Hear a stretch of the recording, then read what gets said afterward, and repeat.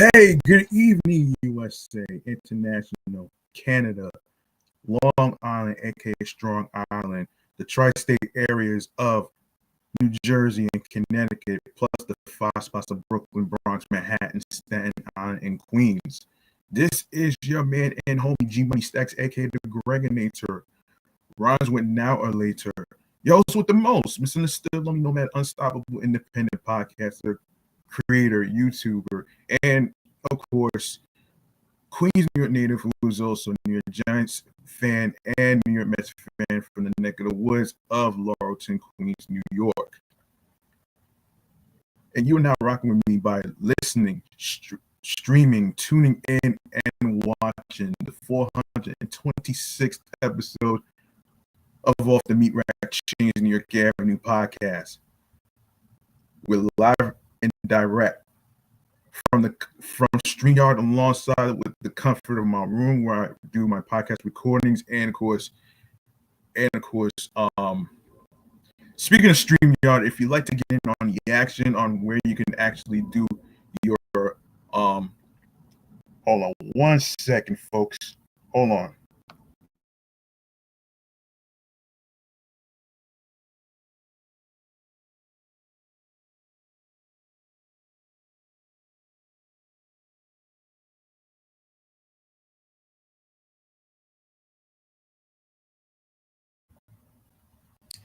Sorry about that. I had to put it on mute because of the noisy plane.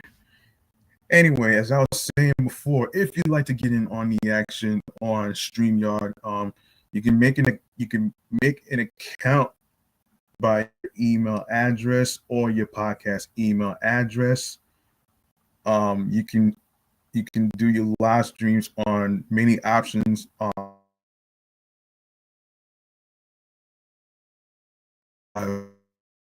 You have X, you have YouTube, and the other features where you can actually do your live streams, whether it's gaming, whether it's podcasting, whatever it may be. So yeah, there you go right there. There you go right there.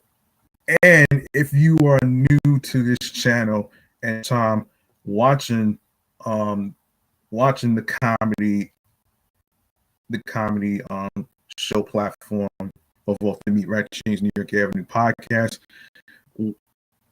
and in case you're wondering, you can support me. You can support me by hitting that subscribe button alongside with leaving a like and a comment alongside with the topics. Express your thoughts in the comment section. Tell me how you feel about the topics in each episode whatsoever.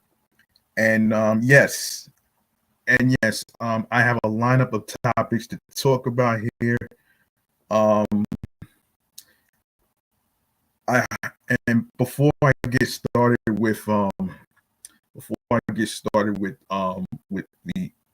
the transit segment, I like to take the time to actually recognize that the people from Jamaica, Haiti, Dominican Republic, side with I think it's gonna hit the Bahamas alongside with other international areas. Like in case you didn't know, folks, some of the people in international areas in the Caribbean areas have been hit by Hurricane Melissa. All right, I know 3 people in Haiti are dead. One individual had passed in the Dominican Republic or Hispaniola, whichever area it is. I'll take a deep dive into the aftermath in one of the future episodes whatsoever. I really hope that the people who are trying to survive get the aid that they need as far as food, water, clothes, whatever they need, despite the stupid government shutdown. All right. So I'm gonna actually talk about it in a future episode. So stay tuned for that as well. All right. I hope everybody will be okay despite the fatalities.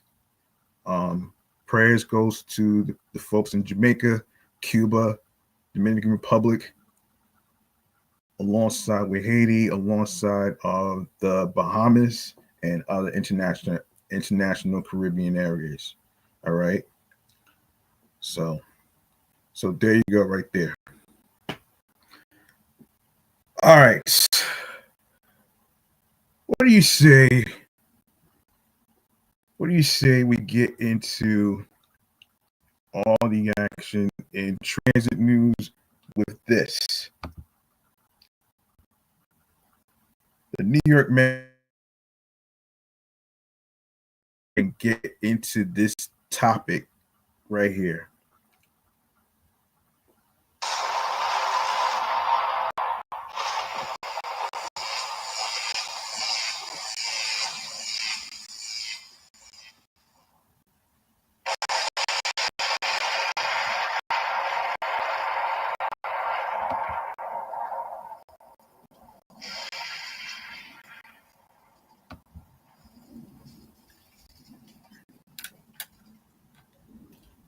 Okay.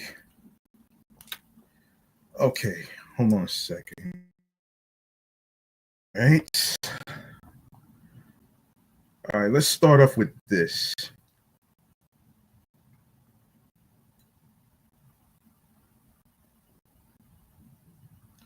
And this is one of the craziest, stupidest stories that I ever heard. Actually, um, now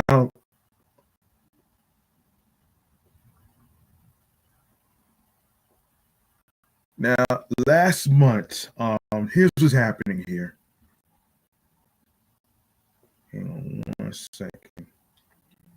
Okay, transit cops are looking for a subway brute who slashed a Brooklyn strap hanger after they bumped into each other on a train last week. That was stupid.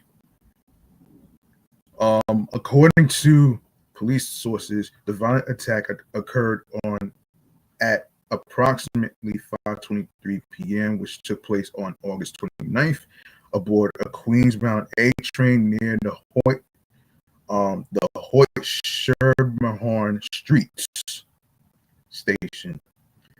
Cops say a 31-year-old man entered a crowded train and accidentally bumped into the suspect.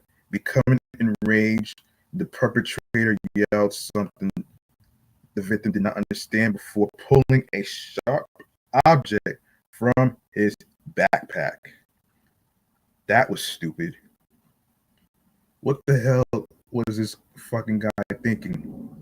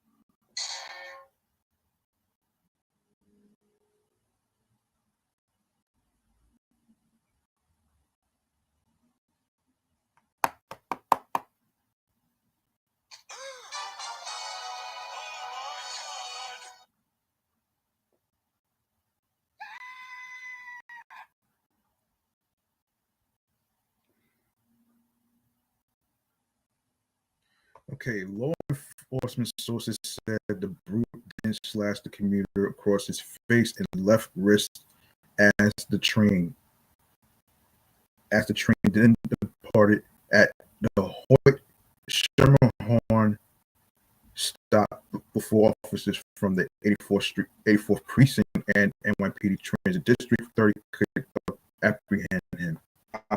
Excuse me, Brookdale University Hospital Medical Center, where he received stitches and was listed in stable condition. In case anybody don't know the phrase stable condition, that basically means that the patient is fixed and stitched up and is going to make a full recovery. That's basically what that means. Okay, so on Tuesday, the NYPD released images of the suspect who was last seen wearing a blood guard. This incident can call Crime Stoppers at 800-577-TIPS. And for my Spanish speaking Latinos, you can dial 888-57-PISTA. You can also submit tips online at crimestoppers.nypdonline.org or on X, formerly Twitter, at NYPD Tips. Remember, all calls and messages are kept confidential. All right, in other trends and news, we got to talk about. Let me see. We got to talk about. Hang on a second here. We have to talk about what went down with another slasher. Yes, so a suspected random serial slasher who cuts men on the left side of their face is on the loose in Brooklyn, law enforcement sources said Sunday. The suspect launched 3 bloody attacks over the weekend, beginning around 6:30 a.m. Saturday on a northbound Q train at the Church Avenue subway station when a 37-year-old straphanger was slashed in the left side. The left side of his face, sources said. This is terrible, man. This is terrible.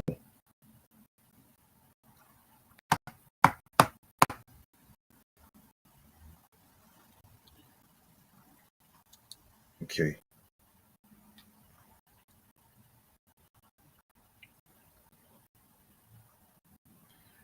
Okay, cops responded to a 911 call at the scene and rushed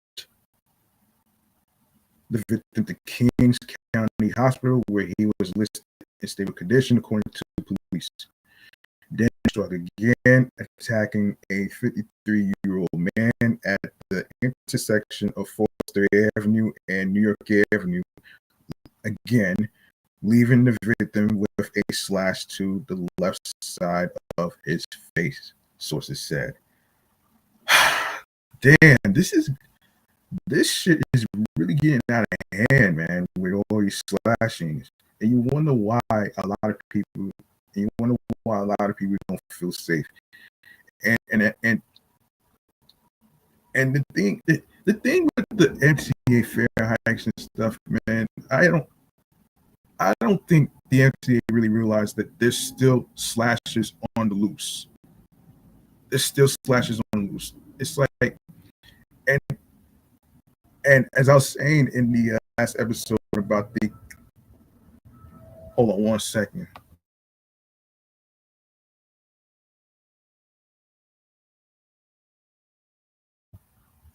As I was saying in the previous episode, in case you didn't know, I with all the funding cuts, including the counterterrorism funding, which protects subway riders from terrorism. Now they have to deal with the slashers. Once again, this is getting out of hand. This shit is getting out of hand. Like, it's like, why raise the fares if you can't even settle these fucking random slashes, that makes no sense to me. I mean, really, it makes no damn sense.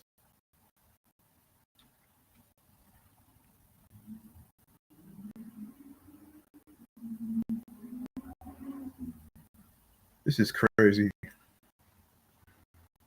This is so crazy and very disappointing.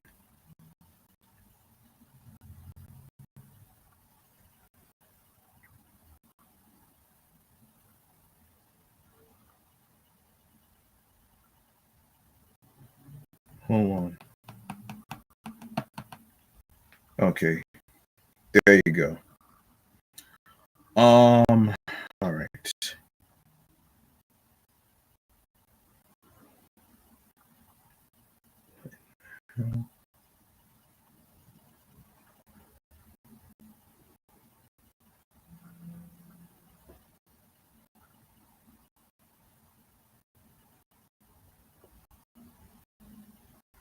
Hmm.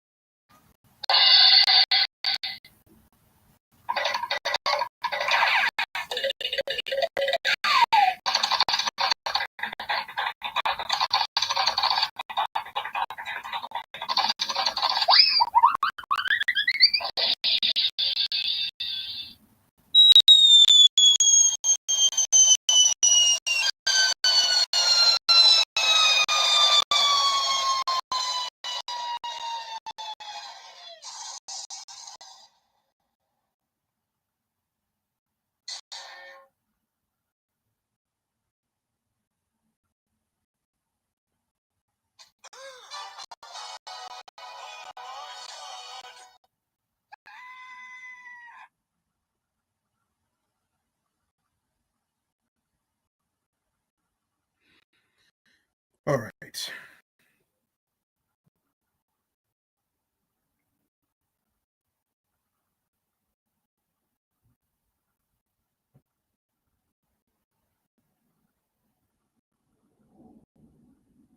All right. Just a sec.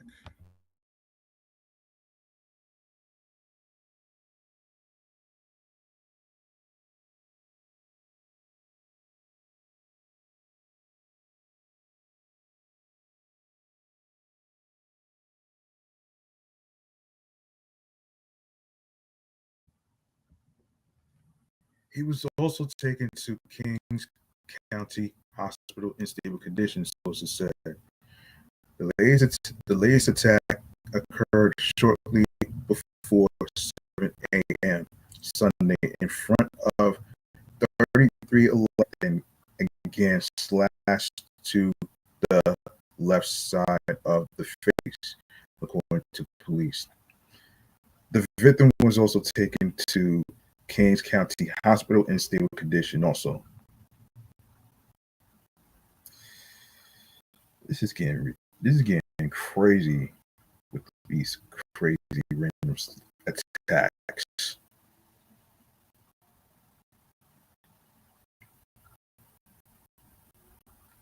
Cops said the attacks are under investigation and there have been no arrests. Police have not officially linked the three incidents, but law enforcement sources said a preliminary investigation suggests that the same deranged nut is behind all three assaults.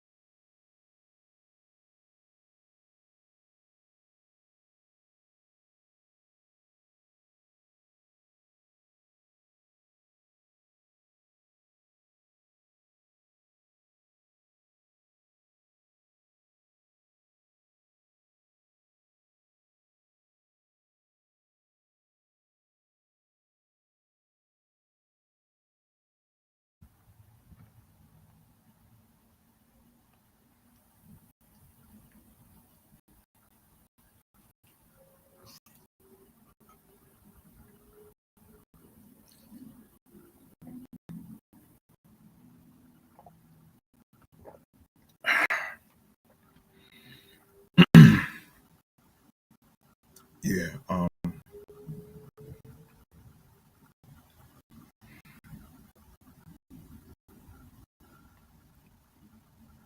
Hold on.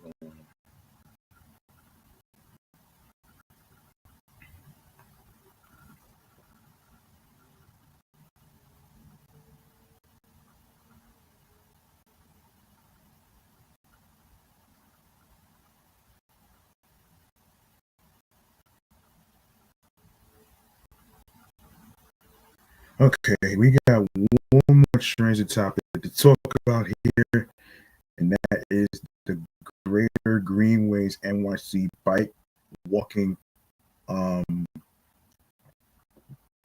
paths. Okay, yes, according to AMNY, the city's Greater Greenway plan, excuse me, Greater Greenways plan rolled out on Wednesday aims to dramatically expand the network of bike and pedestrian pathways through natural spaces and waterfronts around the five boroughs. Um, and this took place over the summer. In case you didn't know, cyclists and pedestrians will get more paths to traverse the city without having to dodge vehicular traffic as part of the new plan that the NYC Department of Transportation city agencies published on which took place on August 13th.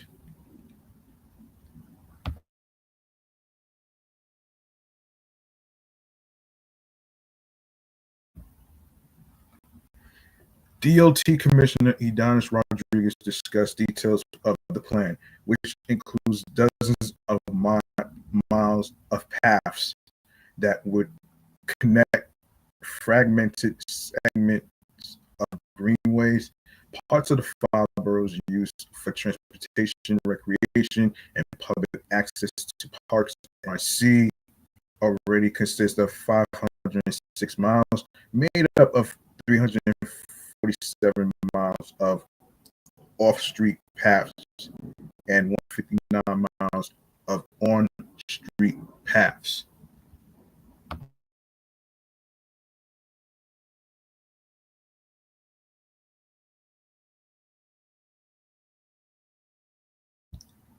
Greenways through hearts of Manhattan and other boroughs. One location includes a continuous north-south route running through Manhattan that would provide cyclists with a pathway by cutting through the city's core. It would connect neighborhoods, parks, and transit hubs, improving access to key destinations while alleviating pressure along waterfront paths like the Hudson River Greenway and East River um, Esplanade, DOT explained in the plan. It is unclear if the future Greenway bike paths will cut into driving lanes on local streets. Officials from Mayor Eric Adams' administration said the development of new greenways and designated corridors for cycling and walking is a top priority for the city.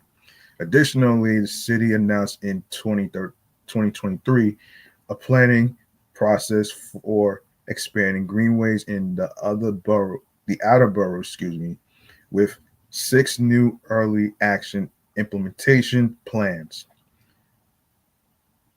Per the plan, the city will build more than 40 miles of new greenway and explore improvements to existing infrastructure along early action corridors to expand safer, greener transportation options in Brooklyn, the Bronx, Queens, and Staten Island.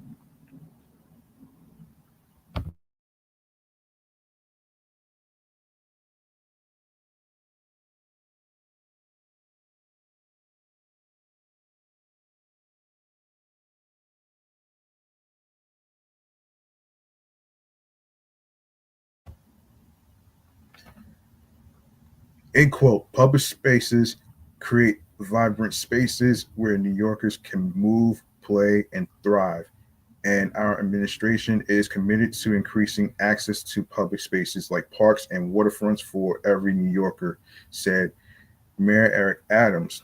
While it may be we outside summer, our administration is making sure every neighborhood has a front row seat to New York's beautiful outdoors all year long for generations to come. The early action corridors will each take about 2 years to build, with completion planned for 2028. That would be 3 years from now. The DOT said the Greater Greenways plan is the first in over 30 years and details past development of greenways while identifying potential locations for future expansion.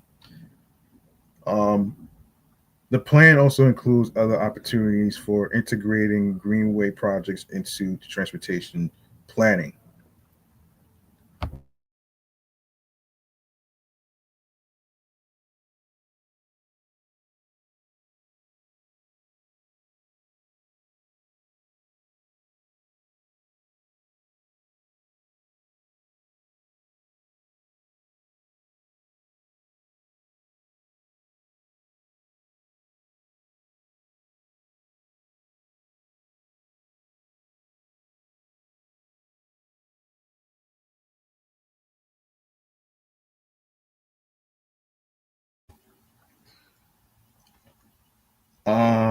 So where are we? Yes, the yeah. Yes, as I was saying, the DOT said the Greater Greenways plan is the first in over 30 years and details past development of greenways while identifying potential locations for future expansion. The plan also includes other opportunities for integrating greenway projects into transportation planning. We say everyone deserves a greenway. Having access to greenways is not a privilege, it's a human right, Rodriguez said. Okay, let's see. Let's see if I have everything settled actually. So, let me see. Let me see if I got everything settled actually. Okay. Okay, I'm not doing the Soldier Boy story. I'm not doing the Soldier Boy story. So, let's see. Let's see. Let's see. So let's get into the issue that everybody's talking about here. Um,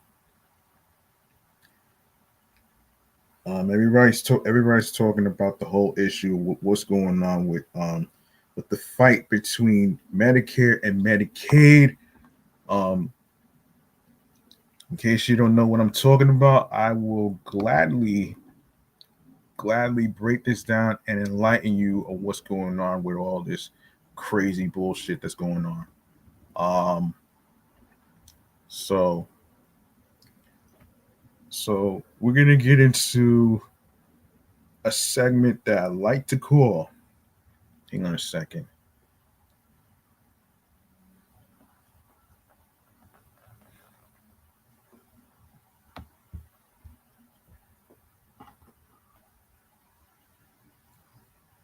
Okay, okay. We're gonna get into chatting or the jazz. As the first topic to discuss is pertaining to the fight between the fight of Congress trying to get um, Medicaid and Medicare. I'll break this down in chatting on the jazz.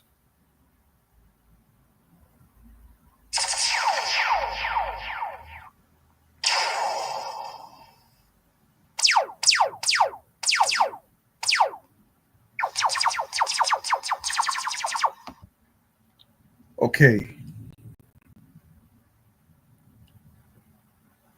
All right. All right. Let's have a discussion here. And according to Forbes, as the government shutdown continues, Congress can't come to terms on spending, including for Medicaid.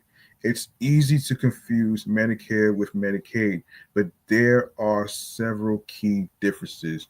Here's what you should know. Okay, so earlier this month, the House of Representatives approved a Republican led bill that would fund the government at the current, excuse me, what's going on here? Yeah, at the You gotta be kidding me, man. Are you serious? Jeez, man.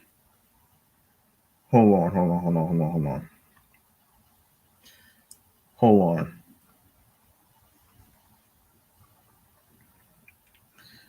Forget it. All right, I got something similar to this actually. Oh shit. So where is damn man. Okay, wait a minute here. Wait a minute here. So let me see. Medicare, Medicaid. Jeez, man.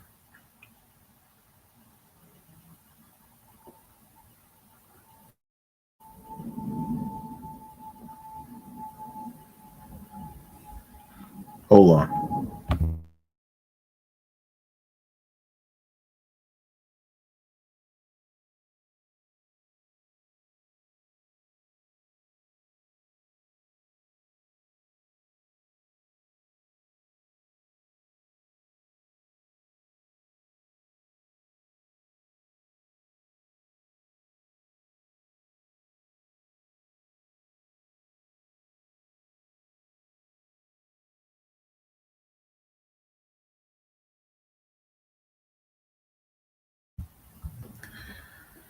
Okay, so let's get it. Let's have a discussion about the fight of Medicare and Medicaid, and Social Security included too. Excuse me. As we prepare for the transition to power of the incoming cheese face President 47 administration, there is near certainty that critical and essential safety net policies and programs, Medicare, Medicaid, and Social Security are in serious jeopardy of major budget cuts and diluted protections. These programs serve over 83 million Americans. Moreover, the services and financial assistance provided support millions of vulnerable people, including communities of color, low income people, senior citizens. As advocates for vulnerable and marginalized populations, social workers are stakeholders along with like minded organizations in keeping the social safety net intact. If left unchallenged, the planned huge cuts to Medicaid and Medicare will leave a gaping hole in the safety net. Okay, so update future of Medicaid, Medicare. Congress and the White House have recently completed the first steps in the path to the end budget of a budget reconciliation process expected to be finalized. Damn. Well, I don't know about that one right there. Anyway, I don't know when was this posted, but I don't know when this was posted, but this is crazy, man. This is crazy. Anyway, um yeah, that will likely culminate in massive cuts to Medicaid, SNAP, and other social safety net programs. The House of Republicans' recent budget proposal has sparked significant controversy due to its plan to fund tax cuts for the wealthy by making substantial cuts to Medicaid. This proposal, endorsed by Cheeseface President 47, you know who he is, man. I shouldn't have to tell you.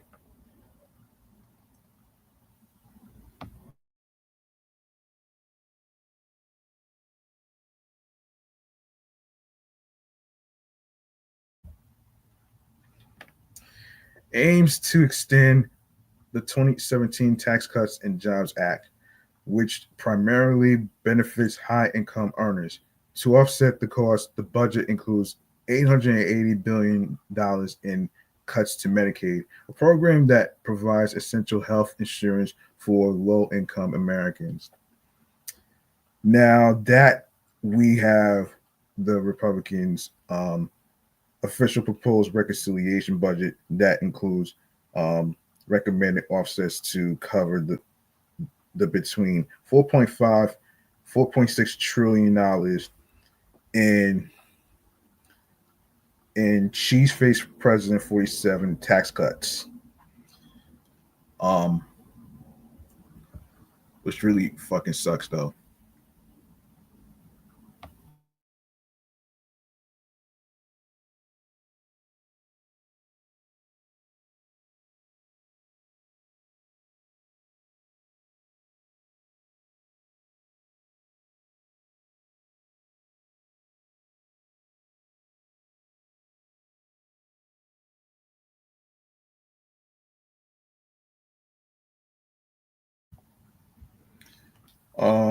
Okay, where was I? Yes, where was I? Yes.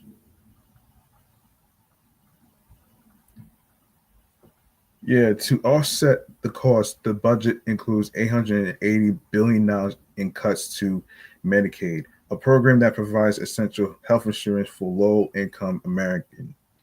Now that we have the Republicans' official proposed reconciliation budget, yeah, I already said that already.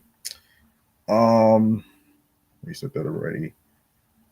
So okay, so now that the Republicans' official proposed reconciliation budget that includes recommended offsets to cover the between $4.5 to $4.6 trillion over 10 years in Chief Face President 47 tax cuts. We can provide a realistic update of the impact of the cuts to Medicaid as well as SNAP and other safety net programs as I address the SNAP situation. Um, in case you didn't know, um, the folks from Corona Queens have been scrambling. They're scrambling for food. They're trying to survive. It's hard for them to pay their bills. It's hard for them to actually, take care of their kids. Hard for them to pay for bills and stuff, which is a damn fucking shame. And let me tell you something. Though. First of all, Medicaid and Medicare is a fucking human right. All right. I just feel like it's been 4 weeks since they haven't been to the White House. 4 weeks, and these motherfucking Republicans are the ones getting paid. This is fucking insane. And earlier I was on Facebook and I couldn't help but notice that Chuck Schumer had a lot of that bastard that's in the White House right now. If you want to take a look at it, you can take a look at it for yourself. He basically cursed them out along with a few words. So y'all more than welcome to actually check that out on Facebook and all the other stuff. All right. So let's get into this right here. So this update represents a point in time analysis of the magnitude of the raid on Medicaid to pay for tax breaks for the multimillionaires and billionaires. What is clear at this time is no matter what the final reconciliation budget looks like when Congress votes on it, yeah, that took place in April or May 2025. Okay, so it will attain reconciliation by cutting a massive amount of the Medicaid budget. In so doing, millions of vulnerable individuals and families will disproportionately suffer real and perhaps life altering harm. Broadly speaking, populations and services most directly and immediately impacted by the $880 billion budget cuts will include seniors and disabled individuals. Cuts could target long-term services and supports, such as personal assistance at home or nursing home care. Low-income families, Medicaid provides crucial health coverage for low-income families. Reductions in funding could lead to fewer benefits or stricter eligibility requirements for these families to access necessary medical care. Children, low income children will be affected by cuts to Medicaid and the Children's Health Insurance Program. This could result in fewer children having access to essential healthcare services, including preventive care, vaccinations, and treatment for chronic conditions. Medicaid and CHIP, which is the Children's Health Insurance Program, also provide support for more than 13 million U.S. children who have special health care needs. Without the funding for the program, these children would face substantial and often insurmountable barriers to accessing specialized services. Cuts to CHIP would only exacerbate, these existing challenges. Healthcare and behavioral health providers, hospitals, and community health centers that serve Medicaid patients could face financial strain due to reduce reimbursements. This might lead to cutbacks in services or even closures, particularly in underserved areas. Um, you know, the folks from Congress are in deep trouble. They can't even make a damn fucking decision on on on Medicaid, Medicare, and of course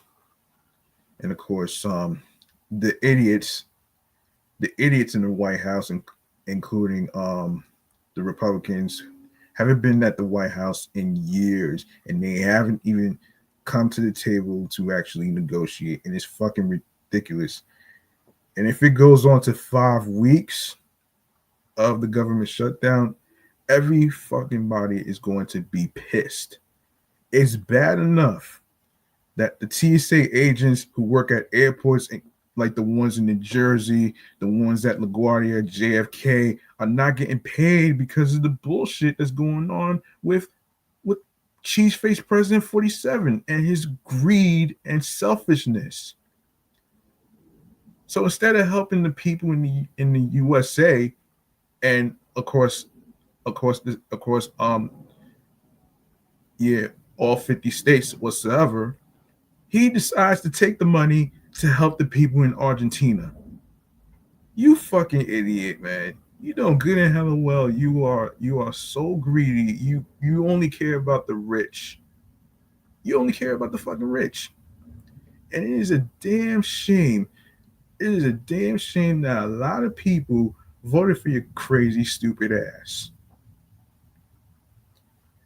This is fucking insane, man. And like I said, man, Chuck Schumer, you're the man for calling this guy out. I will check out that video on Facebook after I get off the air. All right, so additionally, Medicaid is a major source of funding for behavioral health services and its professional workforce. Um, I actually reached out to one of the individuals from Anthem Blues, um, Blue Cross and Blue Shields, and she told me that they are doing all right. Thank goodness, thank goodness they're not affected by the government shutdown, man. Because I'm worried. Everybody else is worried about that shit, and I know everybody's worried about their SNAP benefits being taken away too. And I know Governor Hochul had a rally, which I will talk about in a future episode. So stay tuned for that.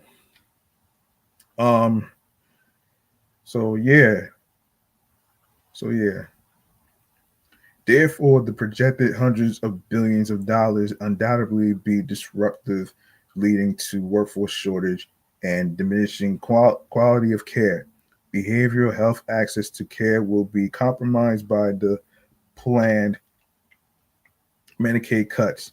The obvious effect of this action will be fewer people being able to access behavioral health services and again diminish quality of care. Moreover, Medicaid is a major funder of behavioral health emergency services, including mobile crisis units. Cuts to Medicaid funding will reduce the availability of these critical services that prevent suicide attempts, prevent violent acts related to behavioral health crisis, and supplants police responders to crisis with trained non-police crisis intervention specialists. Long-term care, when we discuss the impact of Medicaid cuts, it is an imperative that we focus on the degree to which Medicaid is essential for the 6 million people, millions of Americans, most of whom are senior citizens and the disabled, who receive Medicaid funded long term care. Medicaid is a major payer for long term care services in the United States. In 2020, total federal and state Medicaid spending was approximately $597.6 billion, with over 30% of this amount spent on long-term care services. Wow. Wow.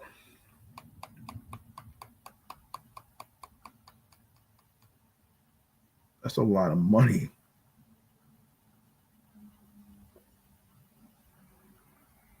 That's a lot of money here.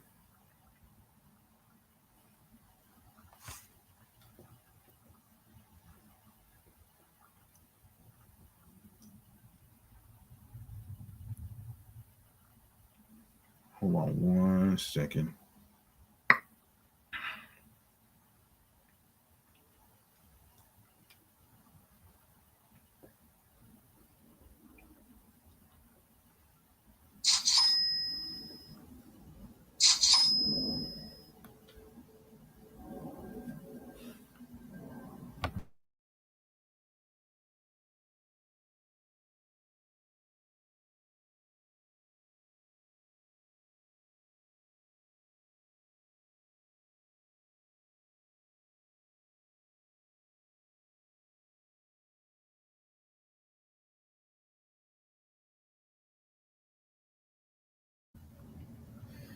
Medicaid covers millions of hold on. Yeah, Medicaid covers millions of Americans, including children, adults, and seniors who need long-term care services due to disabling conditions and chronic illnesses.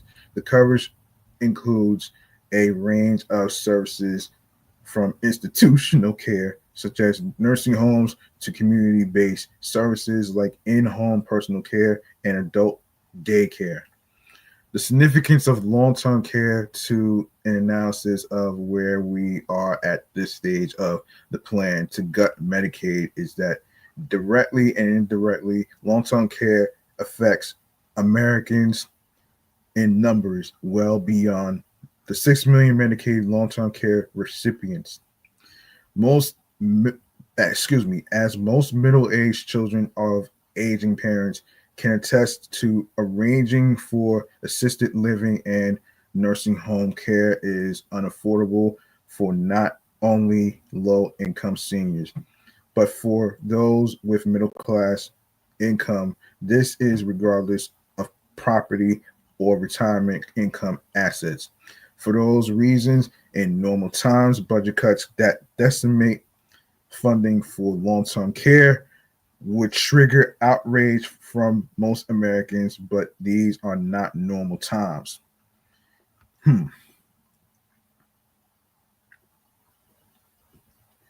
Um, Rural healthcare increased vulnerability. Rural communities rely heavily on Medicaid, with about 20% of adults and 40% of children in these areas enrolled in Medicaid, and shit cuts to Medicaid funding can disproportionately affect these communities.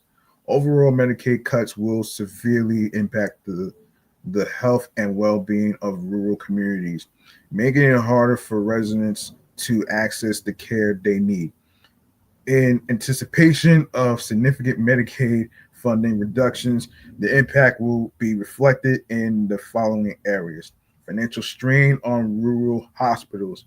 Many rural hospitals already operate on thin margin, with about half running at a loss. Reductions in Medicaid funding could force these hospitals to reduce services or even close, limiting access to care for rural residents. Geographic isolation. Many rural areas are remote, making it difficult for residents to travel to healthcare facilities. This isolation can lead to delays in receiving care and increased transportation costs. Hmm.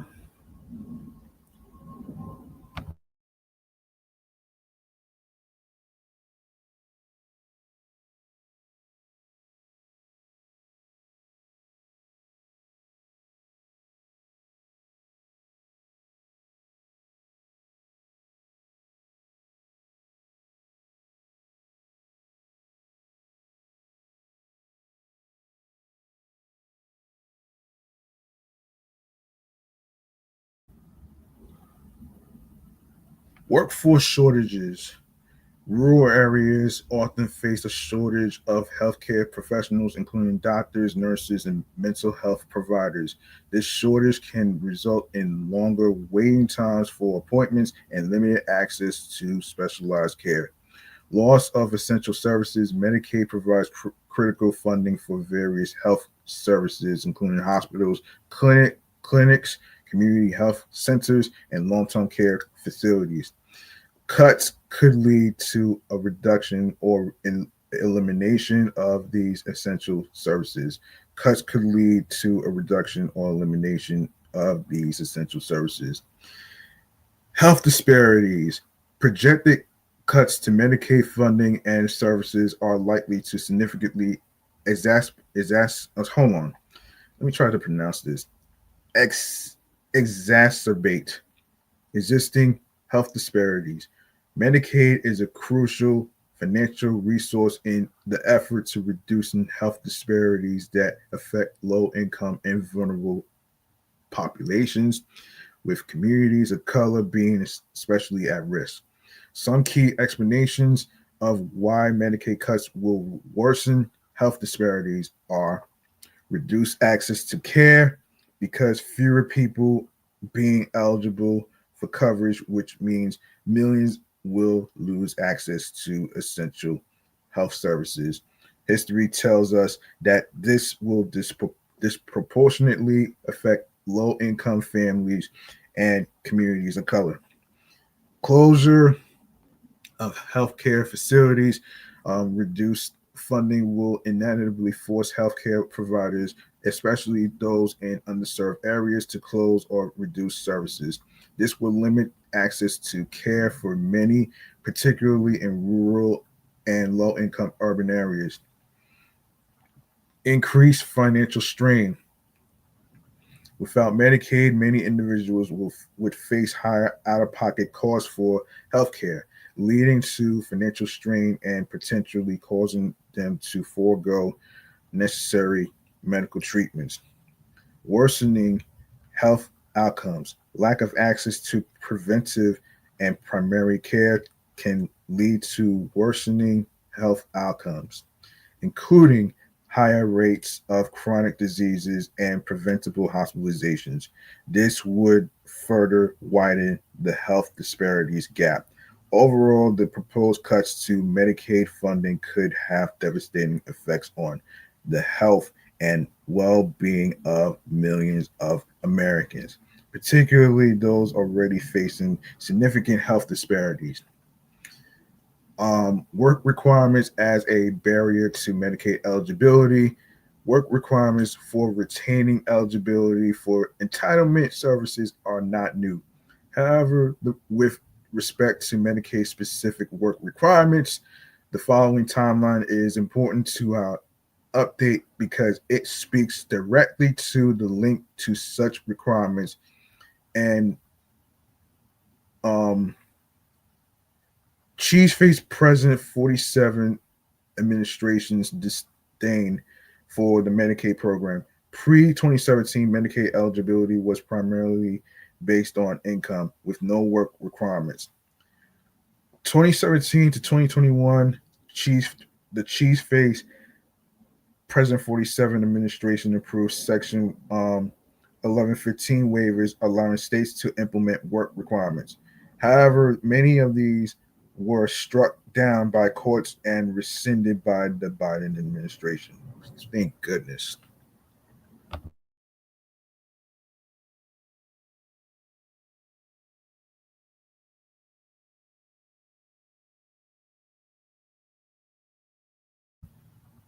The Biden administration concluded that work requirements do not promote Medicaid's objectives and withdrew approvals for these waivers. Currently, the Republicans in Congress are giving serious considerations being discussed about imposing stringent work requirements for Medicaid eligibility, while those who favor work requirements often justify such measures touted as a means to promote self sufficiency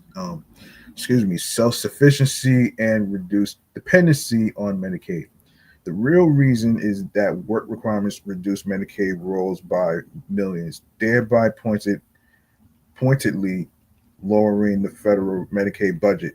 The concern about that logic is that work requirements have a sordid history of creating barriers to access to care, increases in health disparities, and greatly increases the numbers of uninsured individuals. According to the Kaiser Family Foundation, there are several reasons.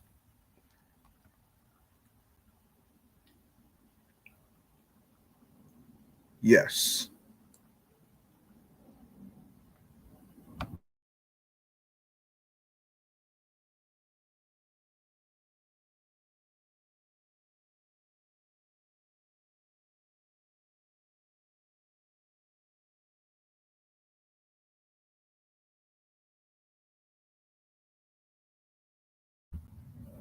Yes, there are several reasons why work requirements are more of a healthcare access barrier than a self-reliance motivation device for those in need of Medicaid support.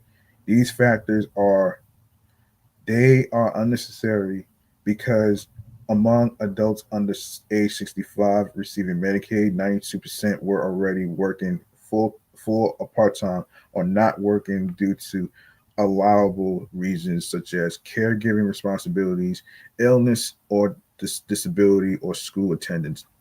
Recent Congressional Budget Office estimates national work requirements policies do in fact lower federal Medicaid spending. However, such requirements also increase the number of uninsured.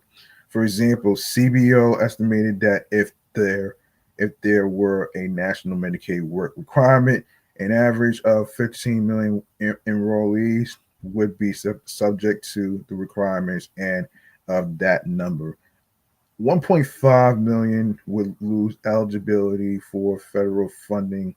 In that same analysis, it was found that the policy would increase the number of people left without health insurance by as many 600,000 people.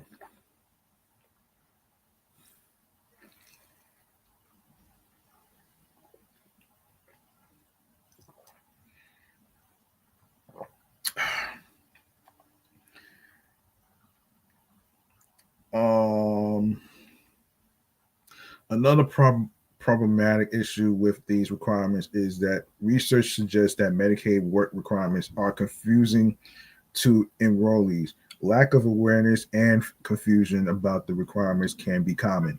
Also, there are reports of vulnerable enrollees, such as people with disabilities and people experiencing homelessness, who were the most likely to face barriers in complying with the requirements.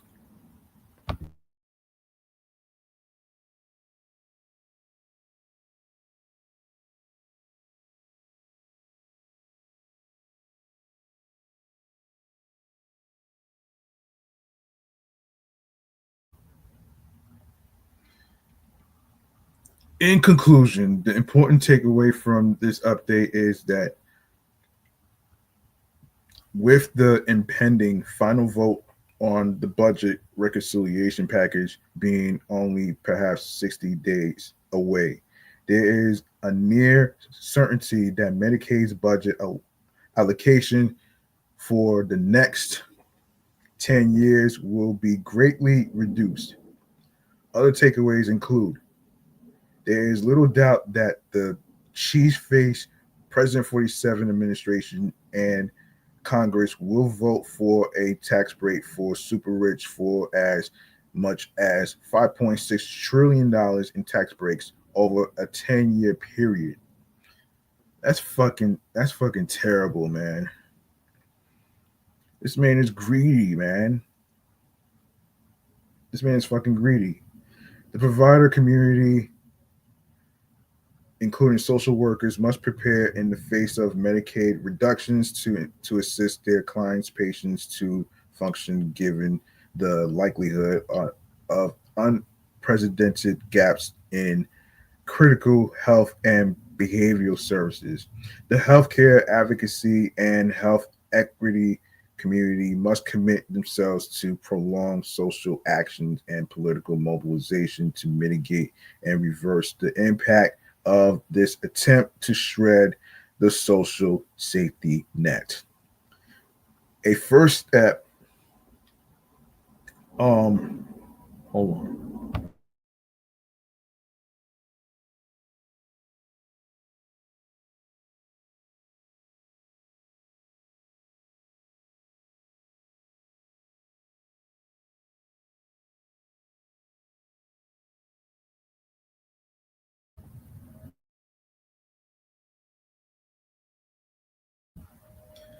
All right, so a first step for the social work profession in anticipation of the cheese face President 47 administration and congressional leadership moving forward with budget cuts is to become more informed about the implications of the budget and policy changes planned by the incoming administration and Congress. The following articles will be helpful in getting a deeper analytical understanding of the threats of the Center for Medicaid and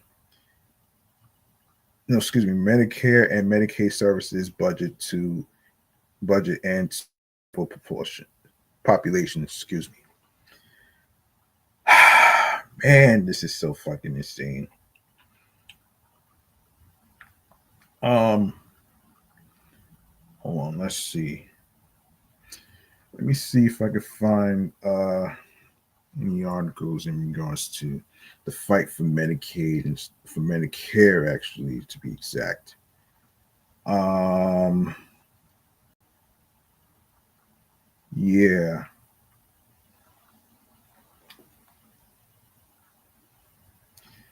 Let me see. Hmm.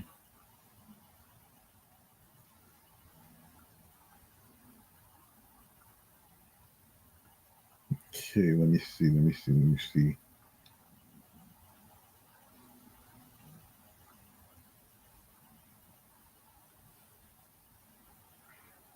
Let me see. Let me see. Hold on a second.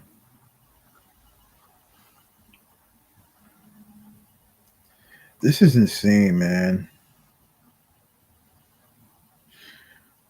Actually, there's more to this, actually. So, not only your Medicare, Medicaid, or the Affordable Care Act coverage won't vanish during the government shutdown, but changes to some benefits and fewer government workers to help could still disrupt care for millions. At the heart of the shutdown fight is whether Republican leaders accept a demand from Democrats to extend Obamacare subsidies before they expire at the end of the year and premiums start skyrocketing.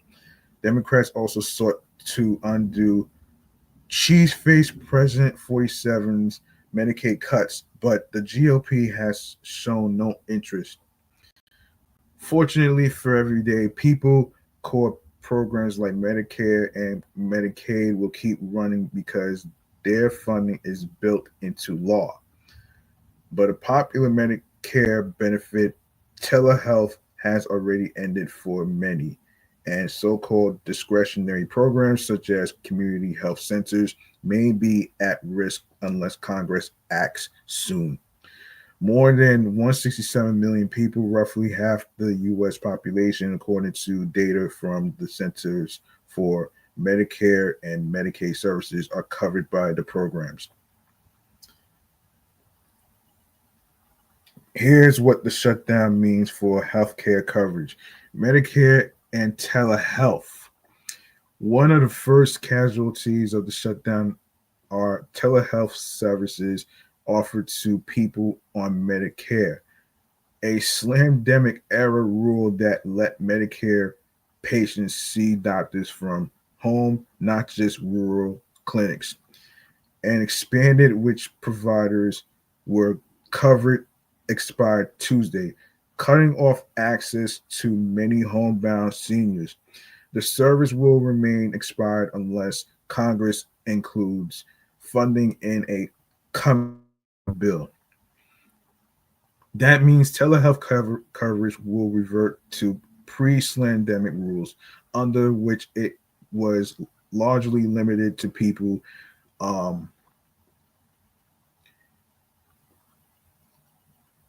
limited to people living in rural areas, um, said Alex Cottrell, a senior policy analyst at KFF, a nonpartisan health policy research group.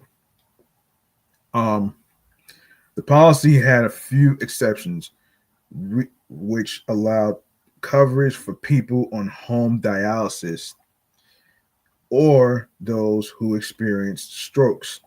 More than 6.7 million older adults got care through telehealth services last year. Joseph Furtado, a registered nurse and the president of the Arizona um, Association for Home Care, which advocates for telehealth, said he will continue to see patients for now, with the risk of not getting reimbursed if Congress decides not to extend funding. Other providers may not take that risk and turn patients away. He said, telehealth is not a convenience thing. He said, this is grandma can't get out of the house. This is grandma just came home from the hospital and she can't get out to see her doctor. You don't want to go to the doctor when you come home, and it's dangerous sometimes to do that. In the near term, Medicare coverage more broadly will continue during the shutdown, meaning patients will be able to see their doctors and other healthcare providers. I'll bet most likely in person, Cottrell said.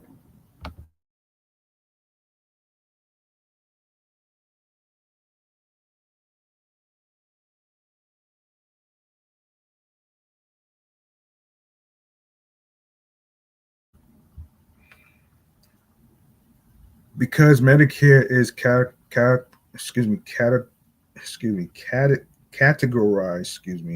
as a mandatory program, its funding doesn't require annual approval from Congress, and Medicare covered services will still be available during the shutdown, he said.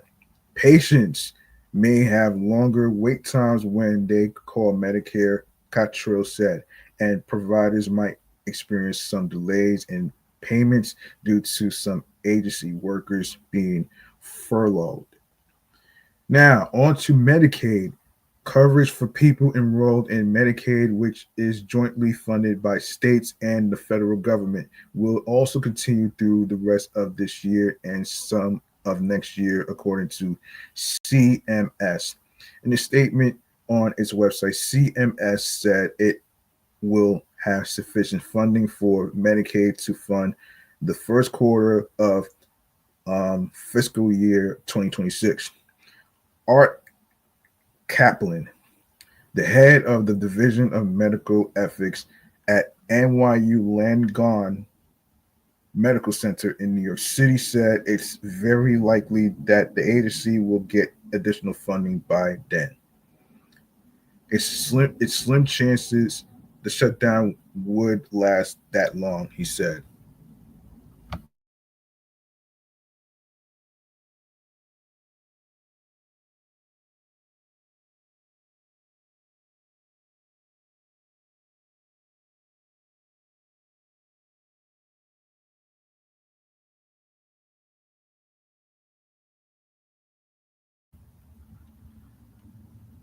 Coverage for the Children's Health Insurance Program, which provides health care coverage to children and pregnant women in families that earn too much money to qualify for Medicaid, will also remain. CMS will remain. CMS will maintain the staff necessary to make payments to eligible states for the Children's Health Insurance Program.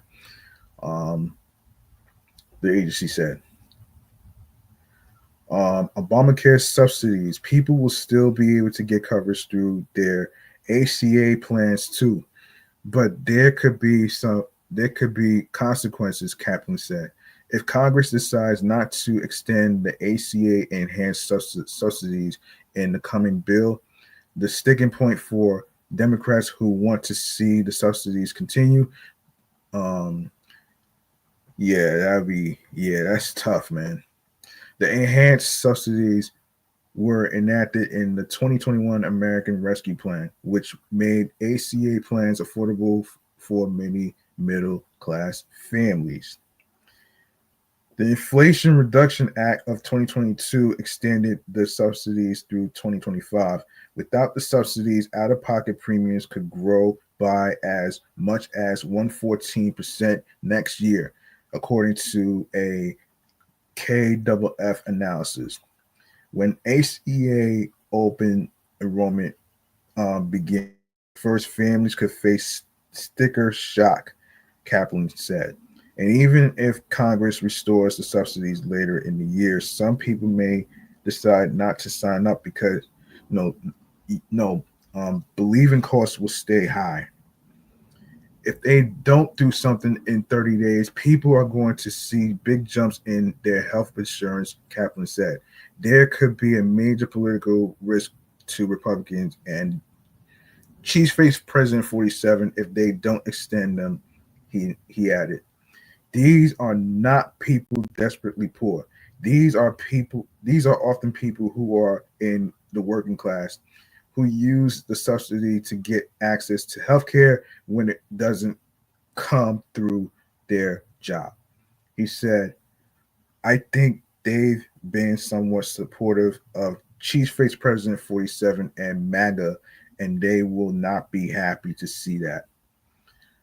Local health clinics, the effects on public health will be substantial if the shutdown lasts several weeks, said Lawrence Gostin, director of the O'Neill Institute for National and Global Health Law at Georgetown University.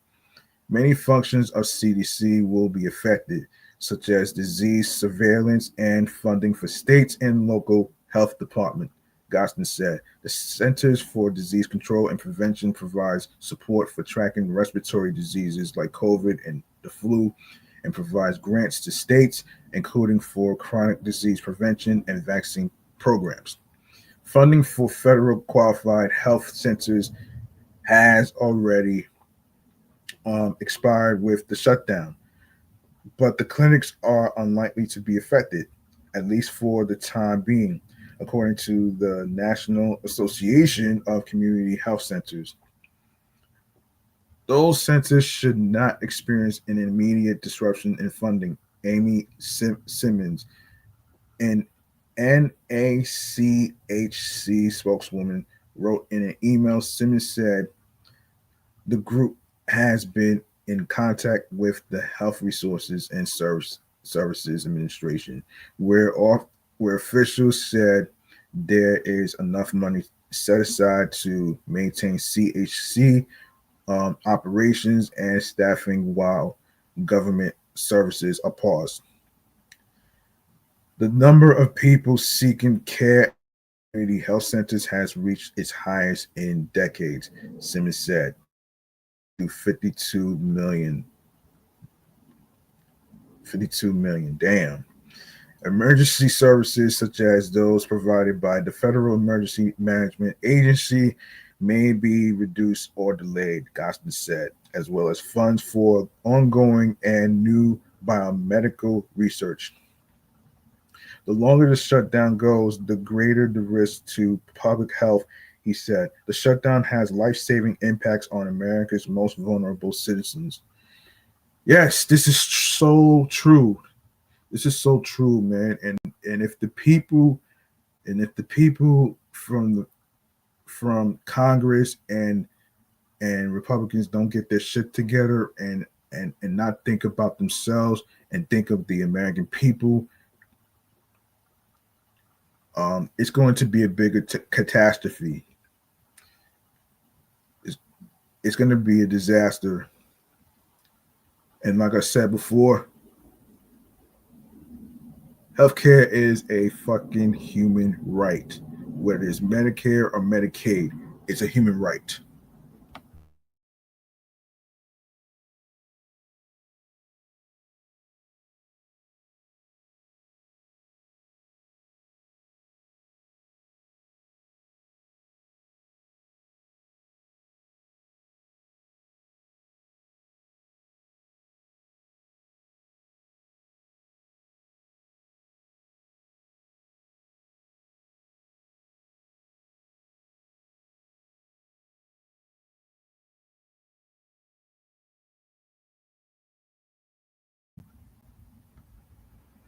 Okay, let's get into.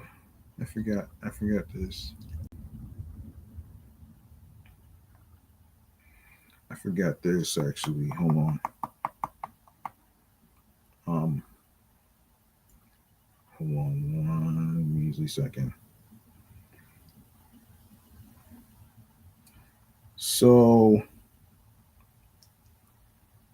so another transit situation. I forgot to mention. This was posted on the 27th of this month, and this is from Chelsea News, New York. Um, and here's what's going on here. All right. Crime watchers, take a deep breath because this one gets complicated, even if on the surface it first doesn't appear that way.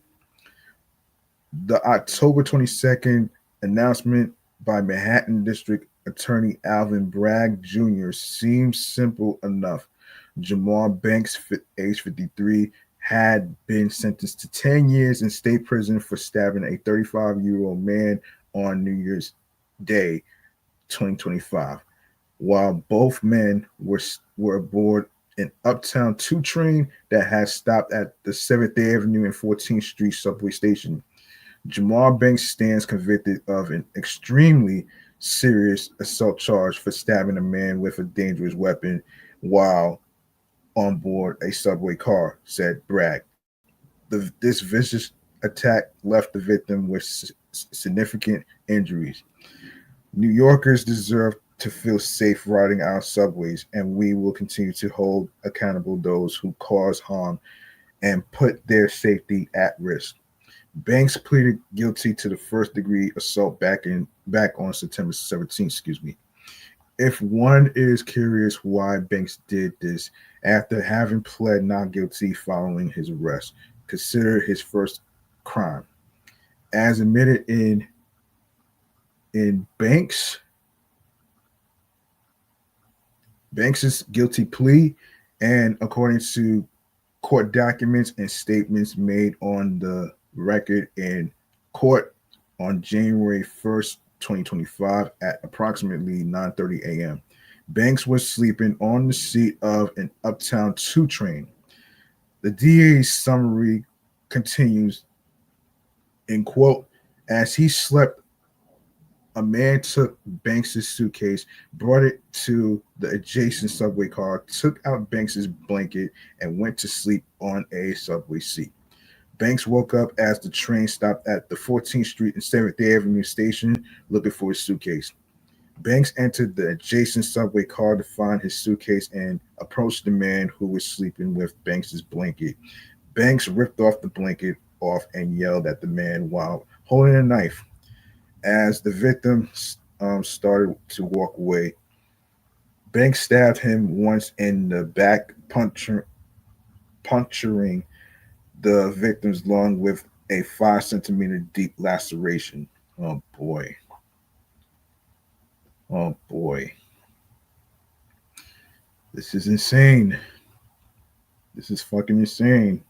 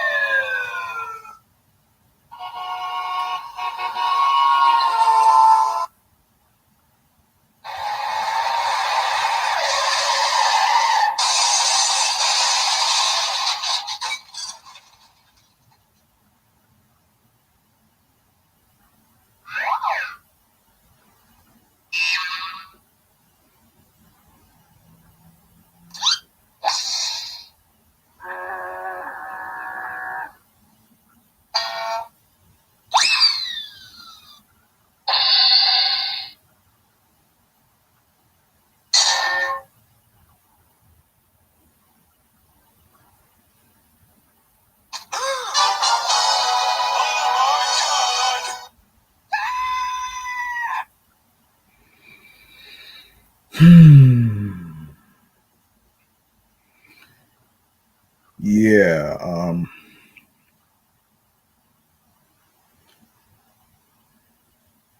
So one homeless person robbed another sleeping homeless person and then went to sleep himself. Then, when the latter awoke, he found and stabbed the sleeping man who robbed him. The victim managed to escape to the adjacent subway car where he pushed the emergency button and collapsed to the ground, bleeding profusely from his back. As bystanders called 911, the victim was transported to Bellevue Hospital, where he received treatment for a ruptured lung and internal bleeding. Banks fled the subway. He was arrested on January 5th, 2025 of this year by warrants detectives at the 216th Street train station in the Bronx. So far, so depressing. Then the New York Post entered the story, detailing Banks's dozens of arrests, many of them in the Bronx, over decades of volatile behavior, including prior alleged stabbings and a shooting. While Bragg critics accuse him of being soft on crime, and every alleged mistake by police is put under a public microscope. What about the lawyers, judges, social workers, and non-advocates for Jamal Banks's past? That's a good question. Speaking of depressing, let's get into this thing I didn't, this thing I never heard of before, called called yeah. Hold on a second. So, as you may know, the name of the episode is No Shame. Basically, this is talking about National Silence the Shame Day. All right, so I'm pretty sure many of you got shamed for something like mistakes, past mistakes, and stuff like that, which you shouldn't. You know what I'm saying. So, all right, so I'll break down what National Silence the Shame Day is about. All right, so um, hold on a second.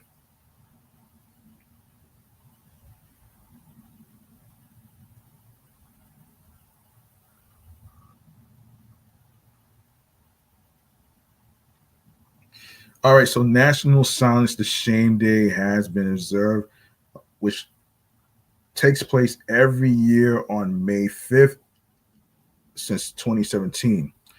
It's a change to bring positive awareness about mental health to a wider audience, as well as erase the stigma associated with it. The Hip Hop Foundation, led by former music executive Shanti Das, founded Silence the Shame, a mental health education and awareness nonprofit group.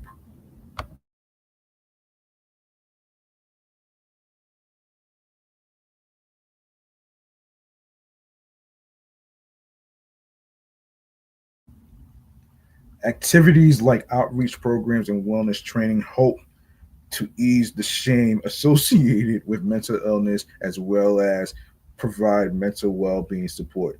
This gave birth to National Silence the Shame Day. Now, the history of National Silence the Shame Day. Having good mental health doesn't just mean you don't have any mental disorders. It is also determined by our ability to cope with stress, relate to others, work productively, and contribute to the community. It's important at every stage in life, from childhood to adulthood. Both mental and physical health are equally essential factors in determining our overall health. A person's mental health can vary over time. For example, depression can increase the risk for various types of physical health problems like heart disease and stroke. Similarly,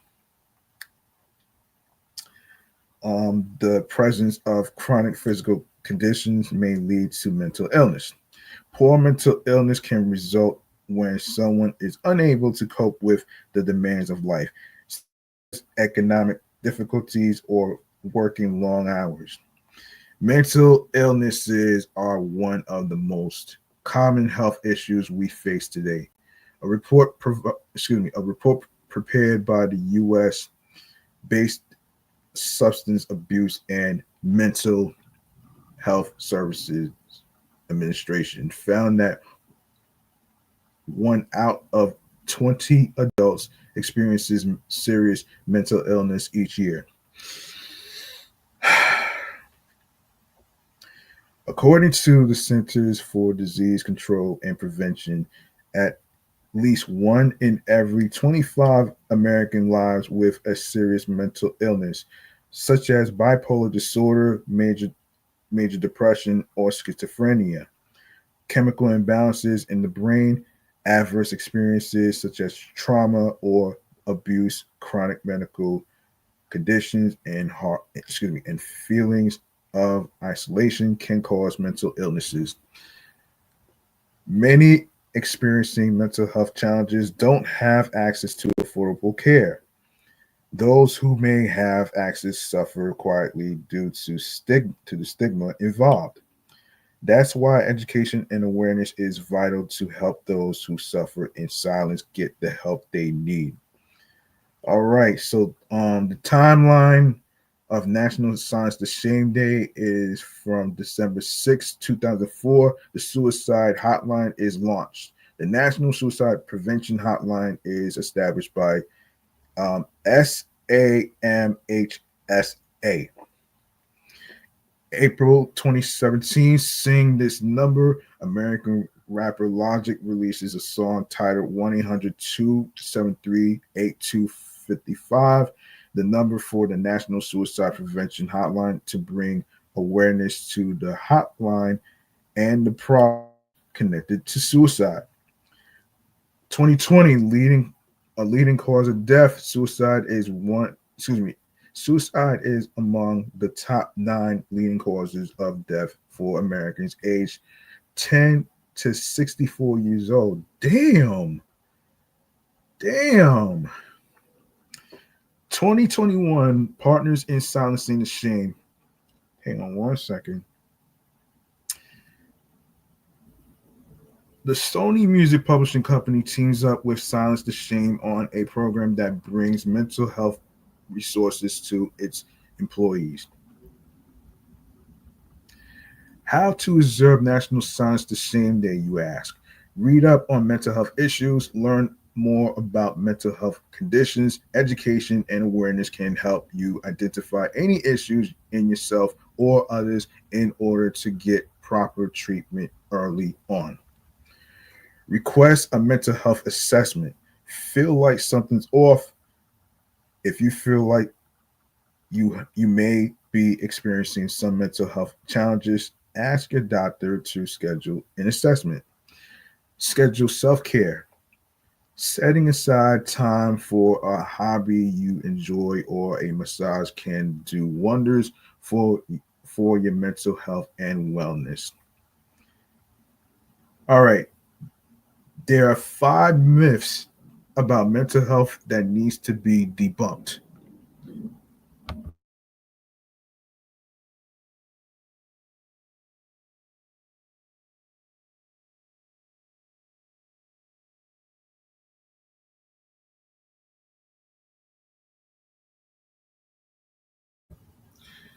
All right. Number 1, people with it have low intelligence.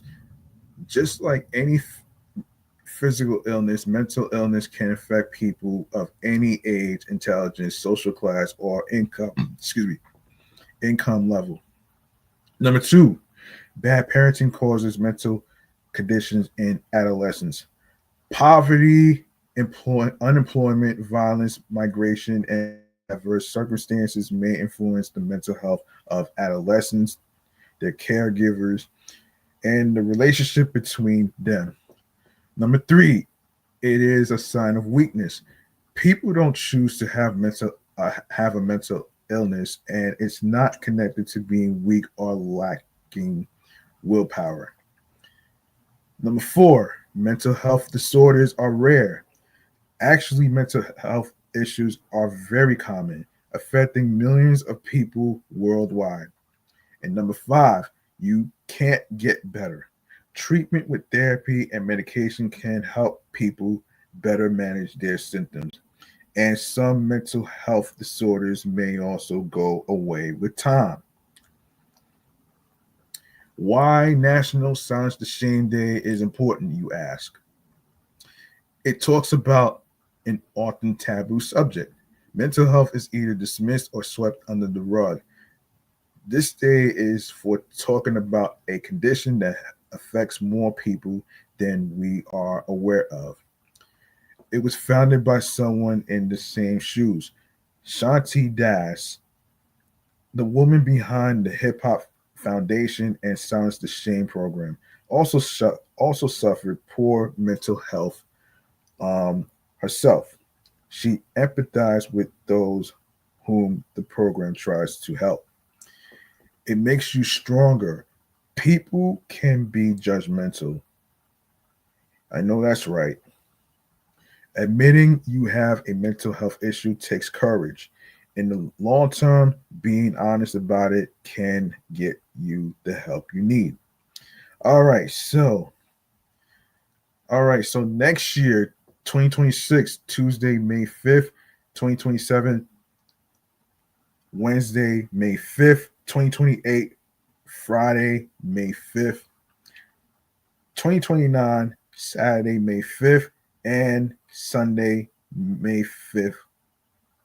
Sunday, hold on, 2030, Sunday, May 5th. Okay, so there you go right there. Let's see. What else can I talk about here? Hold on a second.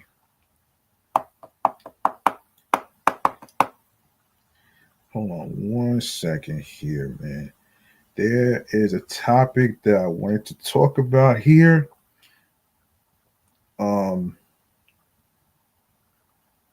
Okay, here we go. So, over the summer, this is pertaining to a toy store in the Upper West Side. So, let's talk about this. Hold on a sec.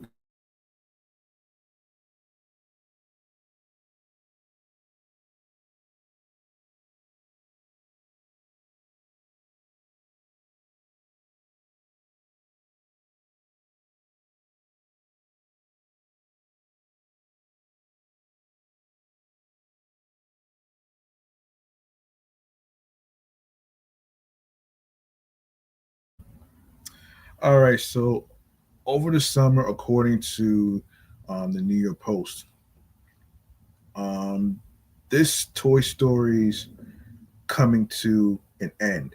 An old school Upper West Side toy store is closing its doors after 44 years, with its owners blaming online shopping and tariff chaos for delivering a fatal double whammy. Yeah, that sucks, man. West Side Kids on West 84th Street and Amsterdam Avenue announced this week it would cease operations at the end of July, with longtime shoppers complaining the magic is disappearing as buyers turn to Amazon instead of in-person shopping. We have seen families raise their children, said owner Jennifer Bergman, um, age 58, whose mother opened the shop. Those children now have children. We're now helping them raise their children, Bergman told the Post. You walk into my store, I'm going to tell you exactly what I recommend for that child that likes that specific thing. I'm going to remember that child's name. That child's gonna come in when they feel unsafe on the street, and we're gonna make sure they are okay. Bergman said she was forced to make the tough decision when she discovered business in June was down 43% from the previous year, which was down 20% from 2023. The family run shop, which celebrated its 44th anniversary. Hmm,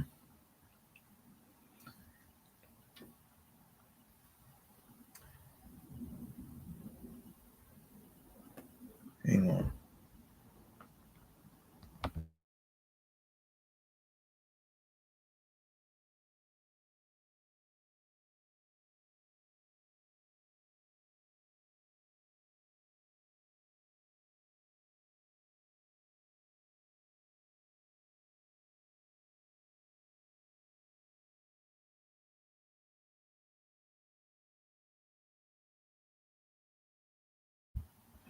Yes, as I was saying, the family run shop, which celebrated its 44th anniversary last summer, had been outrunning closure for the last decade, just outpacing the slandemic and inflation.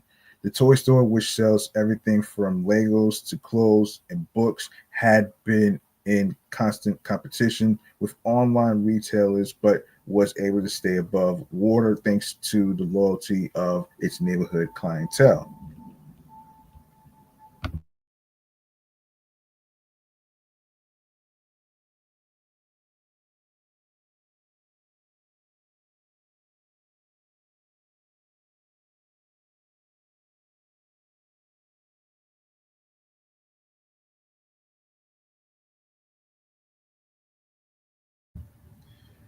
That neighborhood loyalty ultimately fizzled in recent years when customers could no longer turn up their noses at Amazon's marked down prices.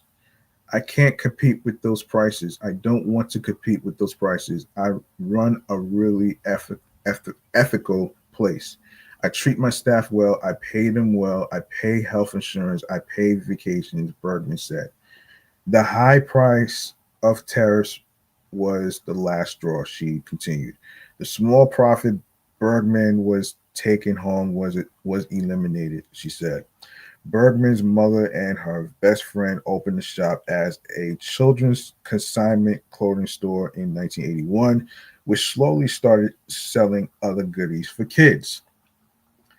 By the 1990s, there were 10 toy stores in the Upper West Side, but all slowly shuttered their doors over the years.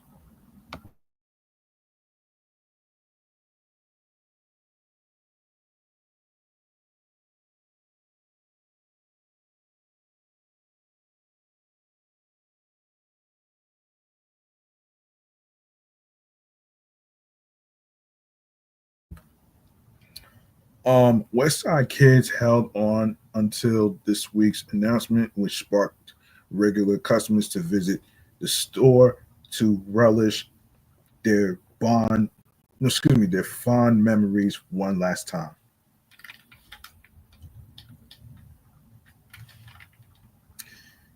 End quote. It makes me sad. It's all part of an era of New York City that's no longer same, says Sue Woodman, a New York Public Library employee who stopped in the store Wednesday to purchase a puzzle for her grandkids. I've noticed over the last 15 years, the Upper West Side has changed a lot, gentrified out of existence for many people, Woodman said. Full of restaurants and nightlife that seem that seems so disconnected from the neighborhood I brought my kids up in. Damn.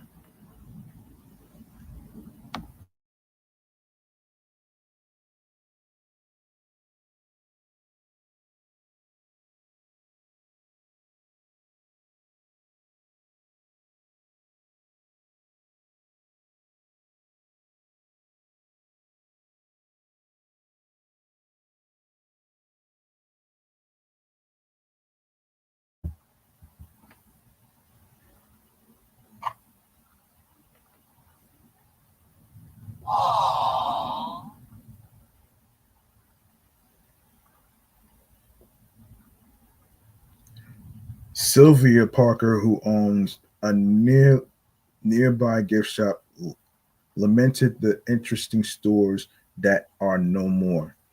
You can see if you walk up and down Broadway, basically all around the neighborhood, there's empty storefronts. Parker, A65 said. I just remember the way, as I'm sure everyone's saying, the way the neighborhood used to be. Damn.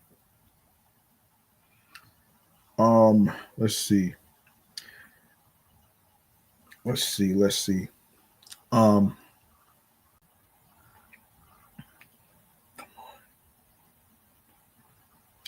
as a store owner myself, it's very difficult, Parker added, between rents and what's um hang on.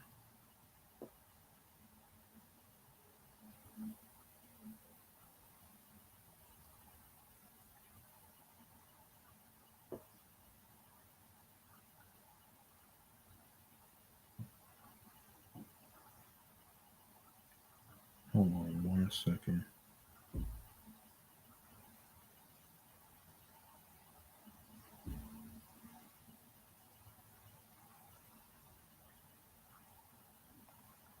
Yes, as I was saying, as a store owner myself, it's very difficult, very difficult, Parker added, between rents and what's going on with the tariffs. It's impossible to plan a business properly. We don't.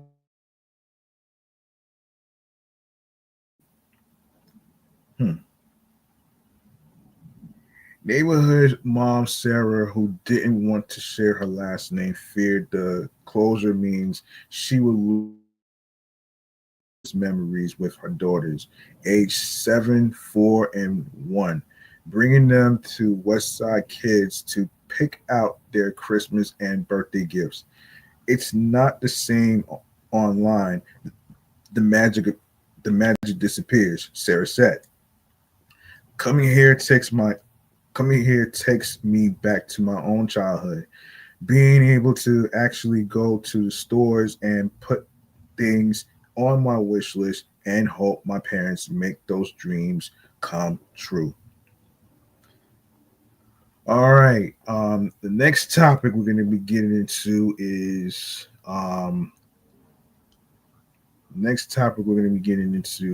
the whiskey business. Yeah. Hold on 1 second.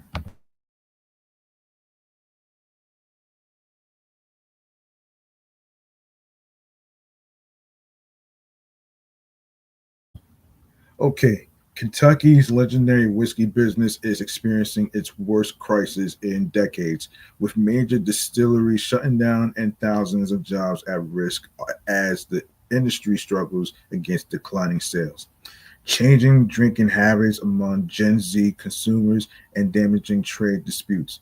Three prominent Kentucky distilleries have collapsed into bankruptcy over the past 8 months, marking a dramatic downturn for an industry that generates $9 billion annually for the state.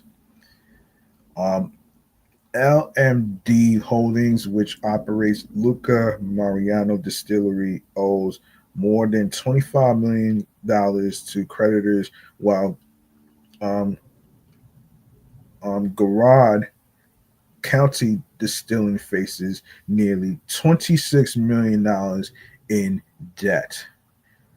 God damn, that's crazy.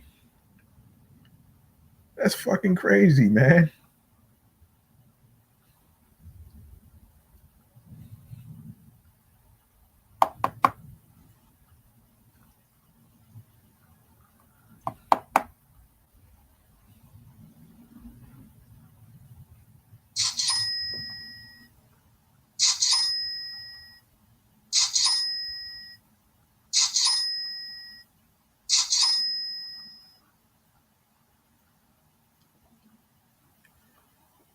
This is insane.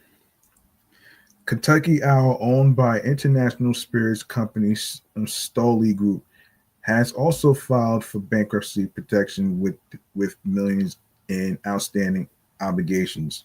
The financial devastation extends far beyond individual companies. More than 23,000 workers across Kentucky's whiskey region depend on the industry for their livelihoods, with combined wages totaling $1.6 billion. Even established giants like Brown Foreman have eliminated hundreds of positions, while major producer Diego has huh, no Diageo, excuse me, Diageo has temporarily halted operations at Kentucky facilities. The crisis stems from a dangerous combination of overproduction and rapidly shifting consumer preferences. During the bourbon boom of the 2000s, distilleries dramatically expanded production and investment, creating what industry experts now recognize as an unsustainable bubble.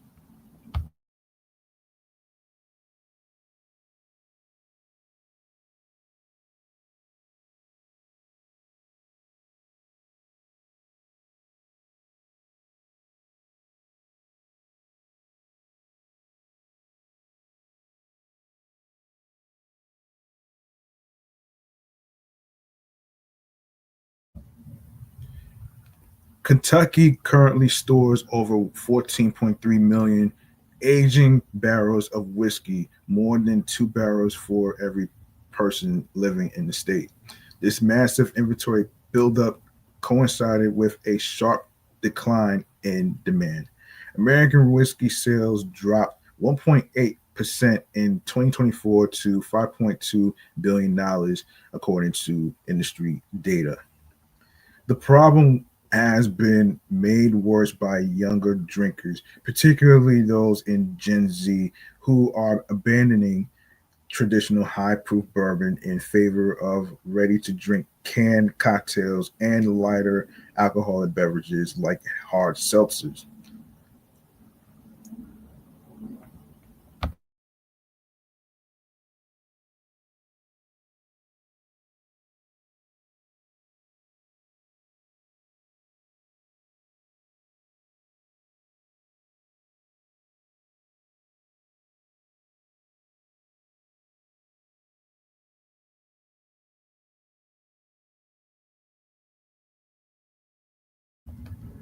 Social media platforms, especially TikTok, have accelerated this trend by promoting sweeter, lower alcohol drinks as fashionable alternatives to whiskey.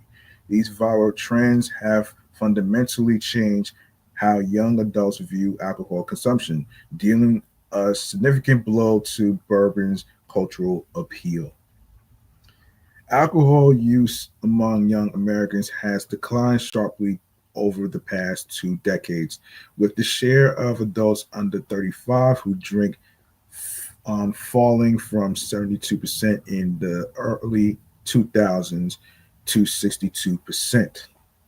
Binge drinking and underage drinking have dropped significantly, with Gen Z consuming 20% less alcohol per capita than millennials did at the same age. Experts at, attri- attribute the shift to growing health awareness, changing social norms, the rise of alcohol alternatives, and economic or cultural forces shaping how younger generations view drinking. International trade disputes have created additional headaches for Kentucky producers who rely heavily on export markets. Canada, which purchases $40 million worth of Kentucky bourbon annually, imposed um, retaliatory tariffs earlier this year in response to cheese-faced President 47's levies on Canadian imports. Cheese-faced President 47's tariffs prompted Ontario retailers to remove American spirits from their shelves entirely.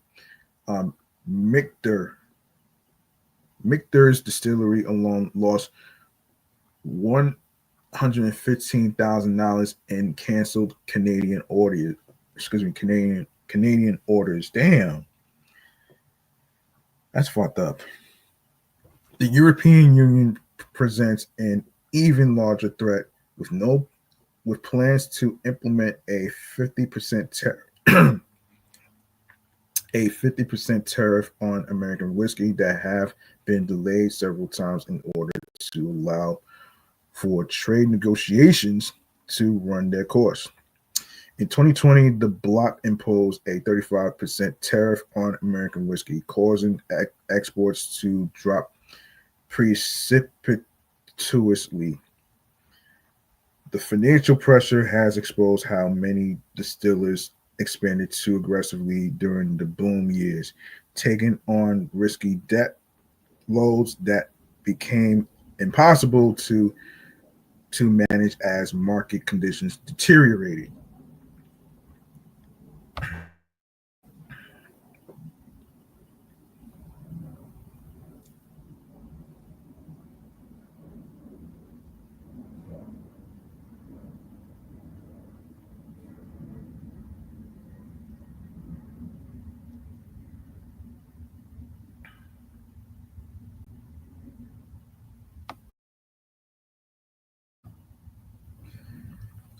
Both startup operations and long established companies have found themselves vulnerable to the sudden downturn. Industry leaders are now calling for major changes to help distilleries survive what they describe as a perfect storm of challenges.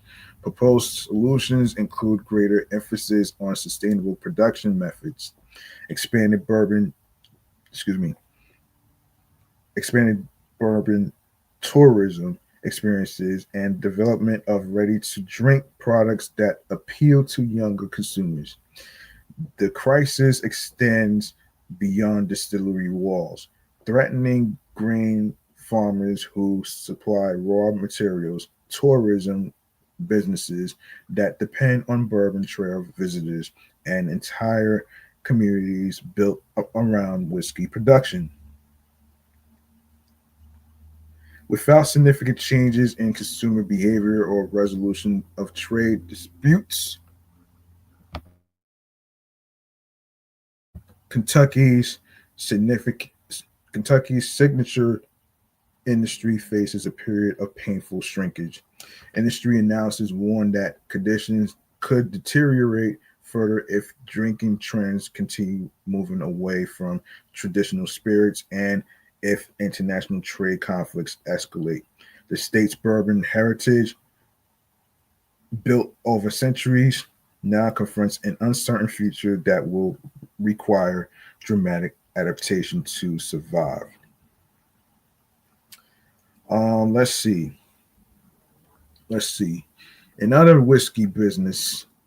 Um, Another whiskey business. So let's get into this right here. So this is from the Street website. All right. So consumers have been spending less on luxury items. A number of craft whiskey brands have struggled. The entire industry has experienced a slowdown. It's not uncommon for a liquor or beer brand to have a folksy history that makes sense because many people distill spirits as a hobby, which can lead to people following the dream and turning their passion into a business. A number of very famous whiskey companies grew from basement or backyard operations. That list includes some massive success stories. U.S. craft whiskey success stories includes Balcones Distilling in Texas, which was founded by Chip Tate in a small building under a bridge in Waco, Texas in 2008. Equipment was largely hand built, including the copper stills. Grew from hobbyist roots into a nationally recognized craft whiskey brand. Now distributes internationally after significant investment and expansion. High West Distillery in Utah, started by David Perkins, a biochemist who began distilling experiments at home. Launched as a tiny Park City Saloon distillery in 2007, became a pioneer in Western craft whiskey, later acquired by Constellation Brands. Um, Corsair Distillery, Tennessee and Kentucky, began in a garage in Bowling Green, Kentucky, by childhood friends um, um, Derek, Derek Bell and Andrew Weber, known for experimental grains and smoked whiskeys. One of the first to popularize non-traditional mash bills, um, um, which includes quinoa, oats, and tree tick tree tea cow. All right, so Colville Distillery, Chicago, Illinois, founded by Robert and Sanat Bern, Bernecker, who left academia to start distilling in 2008. Began in a garage-sized urban facility in Ravenswood. Became one of the first certified um, organized, organic craft distilleries in the U.S. Few spirits took took place in Evanston, Evanston, Illinois, founded by um, Paul H. Paul H. Letko, in a small garage setup in a city where alcohol was once banned. Started in 2011 after years of backyard experimentation, focused on local grains and handmade small batch whiskey. Hudson Whiskey in New York, founded by Ralph E. Renzo and Brian Lee, who started distilling in an all granary barn in Tut Hill Town in Gardiner, New York. Originally a small craft setup with homemade stills, later sold to William Grant and Sons, but kept its small batch identity. Um, Stranahan's Colorado Whiskey, Denver, Colorado, founded by Jess Grabber, a volunteer firefighter who began distilling after a bonfire led him to meet a brewer. Began in a small warehouse setup using handmade stills. Became one of Colorado's first major whiskey names. Hill Rock Estate Distillery in New York, among the first grain to glass distillers, emphasizing full farm control, founded by Jeff Baker and Dave Pickerell.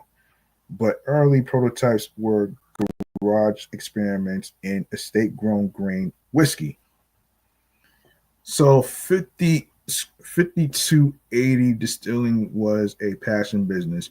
Like many of the companies listed above, 5280 Distilling started as a passion project. 5280 Distilling is the combination of a dream and a lot of hard work for the three owners.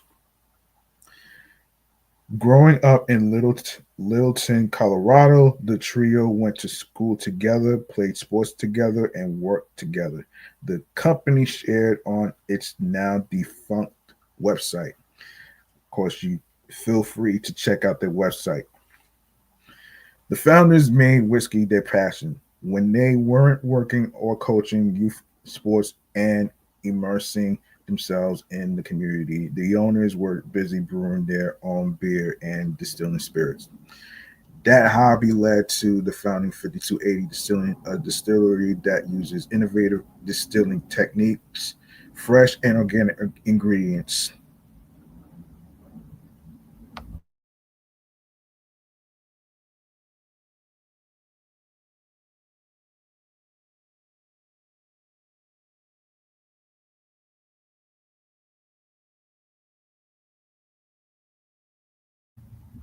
Yeah, sorry about the noisy plane, folks.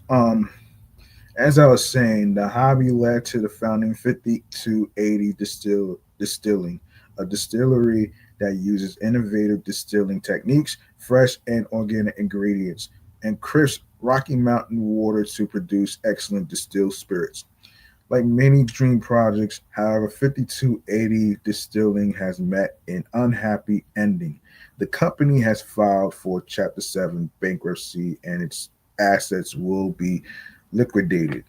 5280 Distilling brands includes Cackler's Whiskey, a blended American whiskey combining traditionally aged bourbon with accelerated aged rye bourbon resulting in a smooth profile with hints of sweet honey and light smoke. Um, Hearth, Hearthstone whiskey, a blend of American rye and Irish whiskey, offering a spice forward flavor profile. Palisade Peach Vodka, crafted using organic peaches from Palisade, Colorado. This vodka is noted for its clean and fruity character. Winter wheat vodka, a gluten-free vodka made from winter wheat, known for its smooth and mellow taste. Yeah. So so 5280 Distilling Chapter 7 bankruptcy details includes company 5280 Distilling Corporation, Little Town, Littleton, Colorado, filing type Chapter 7 voluntary.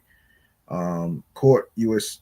Bankruptcy Court for the District of Colorado, case number 2516649. Filing date took place October 14th of this year. Assets $100,001. Um, $1 million. Liabilities $1 million and 10,000. Excuse me, $10 million. Creditors 1 to 49. Business type beverage manufacturing. Interim trustee Jolie A. Lofstedt.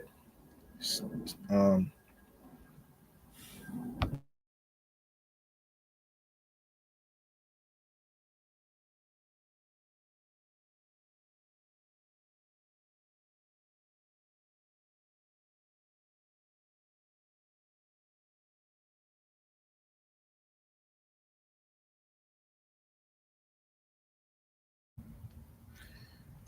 Status company ceased operations. Assets subject to liquidation. Craft whiskey brands have struggled. 5280 Distilling's Chapter 7 bankruptcy can be blamed at least partly on larger trends. Consumers are still willing to spend a little more for that special spirits, but they are feeling the pinch in their wallets and are much more price conscious with their reduced discretionary dollars. Distilled Spirits Council CEO Chris Swanger told Fox Business. The industry, he noted, has been hurt by rising costs and pullbacks in consumer spending. Consumers Consumers have tightened their spending due to higher inflation and interest rates, and retailers have slowed down restocking as they reduce the inventory buildups that occurred when there was increased consumer demand, he added. The American Craft Spirits Association also thinks that larger brands have been squeezing their smaller competitors. As consolidation continues with all tiers, with the top 10 wholesalers holding 80% market shares and the top two more than 50%, consumers are increasingly unable to locally access independent craft spirit products on shelves or behind the bar. it shared on its website. The trade association also shares some data from its members. A majority of craft distillers, 72%, have been seeking distribution in one or more states, but most of them, 51%, have been turned down and 22% have entirely given up looking. 79% of distilleries with distribution relationships report that there are not viable alternatives to their current partners. Wow. Wow. Wow. Speaking of partners, let's go to Tory Lanez, who has to pay legal fees for Megan Thee Stallion. This is from Complex. Tory Lanez is ordered to pay for Megan Thee Stallion's legal fees after he made a joke out of a disposition while in prison. According to court documents obtained by Complex, the reason for Lanez's new bill is revealed to be because of how he acted during a court-ordered Zoom deposition, which took place on April 9th. Instead of calmly answering the question, Lanez is said to have interrupted Megan's lawyers and insulted one of them by begging for her to comb her hair. Lanez's behavior interrupted the deposition, which barely lasted an hour, according to court docs. Afterwards, Megan's legal team filed a motion that same month asking why the singer shouldn't be held in contempt due to derailing the deposition. Despite the reciting judge giving Lanez until April 30th, which already happened, to respond, he didn't. So now he's being ordered to pay. The next time Lanez is in a deposition,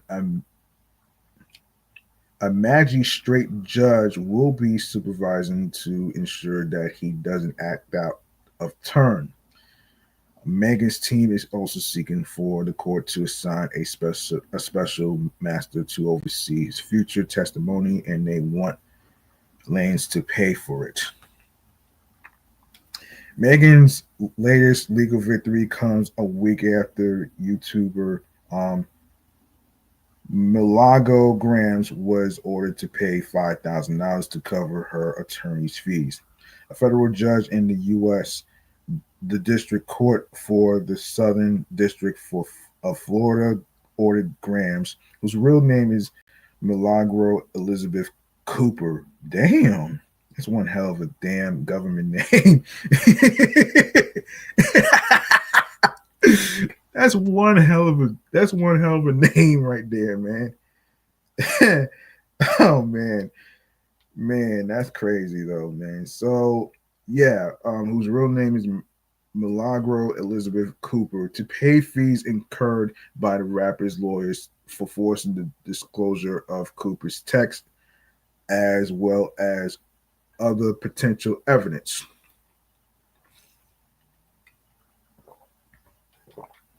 Megan announced in a statement last year why she was suing Milagro, who she's referred to as a mouthpiece for Lanez. It's time to hold bloggers accountable for years of harassment, cyberbullying, and the publication of misinformation about my personal and professional life, Megan said. I've endured countless attacks on my character based on false narratives from social media bloggers misrepresenting themselves as journalists.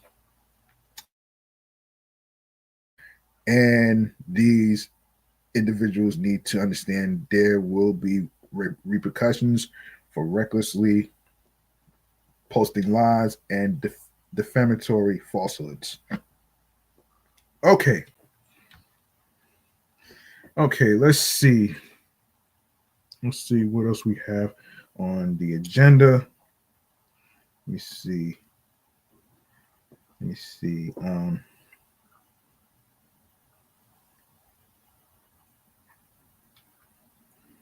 Hold on a second. Let me see if we have anything on the agenda.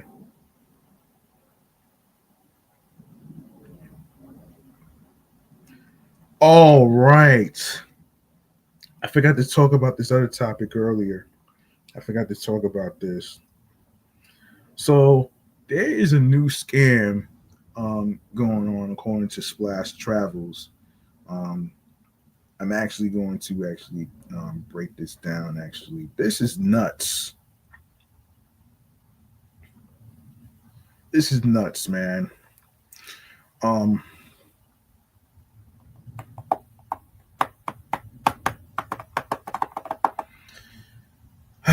Lord. Okay,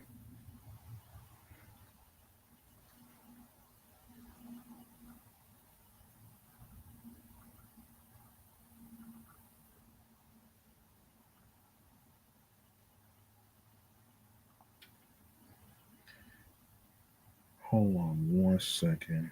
Let me do this again.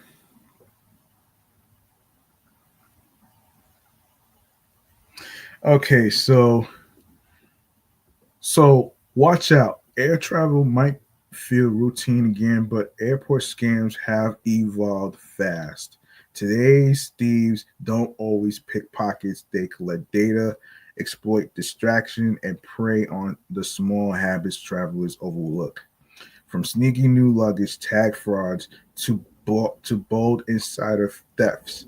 Here's what's happening. Here's what's really happening and how to stay one step ahead before your next flight.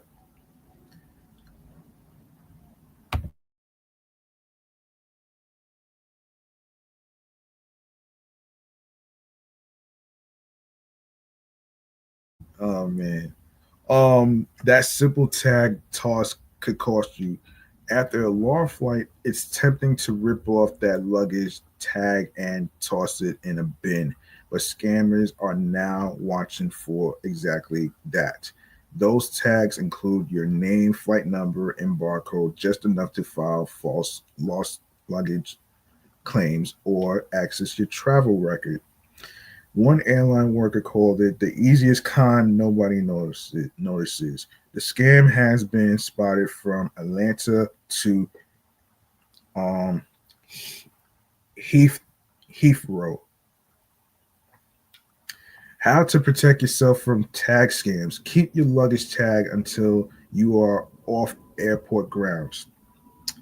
Um, until you off airport grounds. Actually, hold on.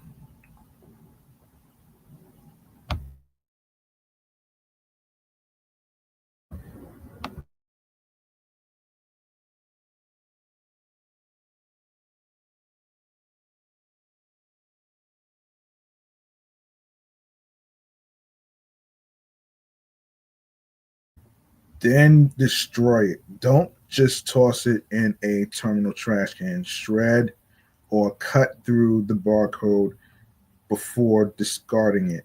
And never post boarding passes online. Barcodes reveal more than you think. One travel security expert told Fox 5 New York that sticker on your bag is basically your flight identity. Treat it that way. When the thief works inside the system, sometimes the danger isn't in the crowd, it's behind the conveyor belt. Airports worldwide have reported insider thefts where baggage handlers quietly remove valuables or even entire suitcases.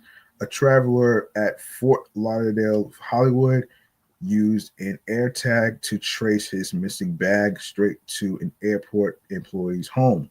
Similar incidents have surfaced in Spain and the Philippines, showing just how deep these schemes can go. How to outsmart inside theft, you ask? Hide a tracker like an AirTag or tile in your checked luggage. It's the simplest way to follow your bag's path. Always lock main zippers with TSA approved locks and stash valuables in your carry-on. If your bag doesn't appear, file a property irregular irregular irregular irregular irregularity. Ah. Report before leaving the airport, as one travel insurance rep put it. You'd be shocked how often the first report is the one that gets results. Um, the carousel grab and go. Picture this: your similar um, suitcase and walks away. It happens daily. Organized groups target busy carousels, knowing most travelers don't notice until it's too late. In one case at LEX, a woman used an air tag to track her stolen suitcase to another terminal. In Adelaide, multiple bags vanished mid arrival before security cameras even caught on. Um, Stay one step ahead at baggage claim. Don't drift from the carousel. Stand close, stay alert, and grab your bag immediately. Mark your suitcase with bright tags or colored straps so it's unmistakably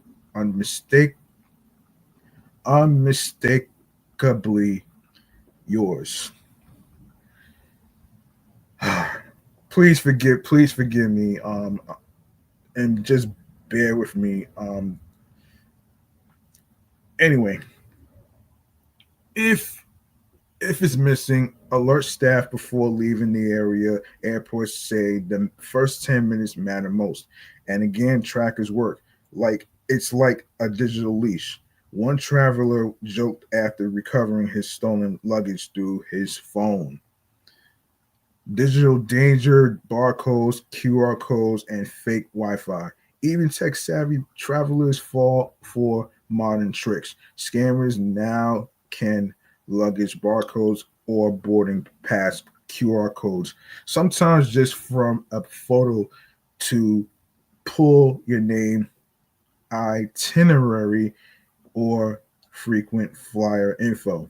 Some even send fake lost bag texts that lead to phishing links. So be careful. Meanwhile, bogus airport Wi-Fi networks collect logins, turning one layover into an identity theft goldmine. Protecting your info on the go. Keep personal info on luggage tags minimal. Don't show your address and always face the tag inward.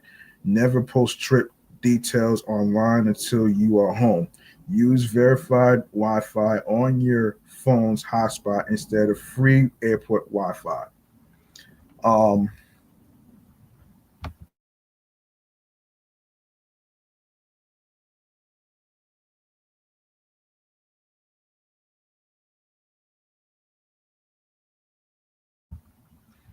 All right. And if you get a text about a missing bag, verify directly with your airline. Never click random links. Remember, convenience is often the bait. The bottom line is most of these scams work because travelers let their guard down at the end of the trip. But a few smart habits: keeping your bag, locking your bag, tracking your luggage, and guarding your data can stop thieves cold. As one baggage agent put it, airports are designed for movement, not attention. The less you watch, the more they take. Stay alert, travel smart, and don't make it easy for them. Fake porters and helpful strangers in crowded international terminals. Fake porters pose as airport staff and offer to help with luggage. They seem friendly until they vanish with your bag or demand an outrageous tip. Some even wear imitation badges or uniforms to appear official. Airports in Delhi, um, Manila, and Cairo um, have all issued warnings about these imposters working the arrival zones. How to spot imposters. Only accept help from uniformed staff stationed at official counters or areas. Clearly mark porter services. Avoid approaching Avoid anyone approaching you directly at the customs. Decline unsolicited offers and roll your own bags when possible. If insist if someone insists on helping ask to see their airport ID, a real employee wouldn't hesitate to show it. A damaged bag rouge, a newer scam targets passengers before they even leave baggage claim. Someone points out that your suitcase looks damaged, then offers to help file a claim or leads you toward an unauthorized kiosk. Stopping you while an accomplice takes your bag or wallet. Some even demand a fake inspection fee. Stay grounded when someone offers help. If your bag is actually damaged, only deal directly with your airline's baggage counter. Don't let strangers touch your belongings or walk you anywhere. And never pay on the spot for a repair, inspection, or security clearance. If it sounds unusual, it probably is. The luggage swap trick. Thieves have gotten bolder with accidental bag swaps, intentionally taking a suitcase that looks like yours, then claiming confusion later. Some even fill a similar bag with cheap items and switch it before you notice. At busy hubs, at busy hubs like JFK and Dubai, authorities say this scam has become surprisingly common. How to prevent the swap scam, you ask? Mark your bag in a way that's obvious and hard to duplicate. A bright strap, pattern tag, or even colored duct tape. Add your name inside the bag too, in case labels are removed. Always double check luggage tags before leaving the airport. It's one of those small steps that prevents a very big headache. um, the lost bag text phishing scam.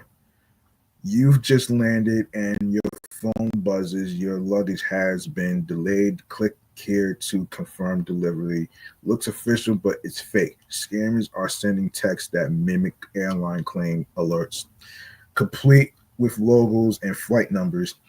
The link steals payment info or login credentials once you confirm your identity. How to avoid travel phishing traps. Airlines never ask you to verify baggage information through random links. Always check your airline's official app or website.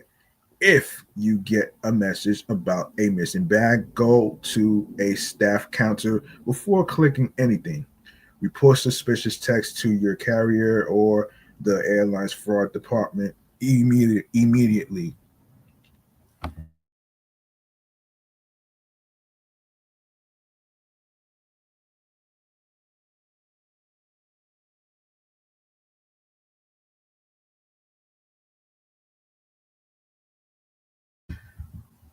The overnight bag payment con. Some scammers hang around check-in lines claiming to be luggage fee agents. They use fake tablets or uniforms saying your bag is overnight and must be paid for on the spot via card or mobile wallet. The money goes straight to them and you'll still have to pay again at the real counter. Avoid the fake fee setup. Pay baggage fees online or at official airline desks only, never in the line itself. Real agents don't wander around processing payments. If anyone claims your bag needs a fee, confirm directly with your airline before handing over money or scanning a QR code. Juice jacking. Damn. Juice jacking and power port traps. While not technically as a luggage scam, it's become part of the airport fraud land. package setup comprise USB charging ports or free power banks that secretly extract your phone's data. That can include everything from passwords to saved boarding passes or digital wallet info. How to charge safely, you ask. Stick to wall outlets and use your own charger or power bank. Avoid public USB ports labeled free charge. A $10 plug adapter is safer than risking um, a comprised phone. As the FCC bluntly put it, free charging can come at a high cost. All right, so these are the tips to avoid all these scams whatsoever from splashtravels.com. More than welcome to actually go over it. Um, so yeah, there you go. There you go, right there. Let's see. Um, let me see. All right, let's go on. I want to go on to some tech news, man. Let's go into some tech news. Hold on a second here. Let's see. No, hold on one music second.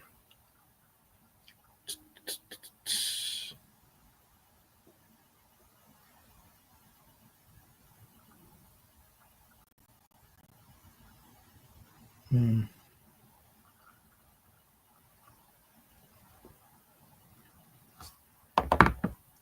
All right, hold on. Um,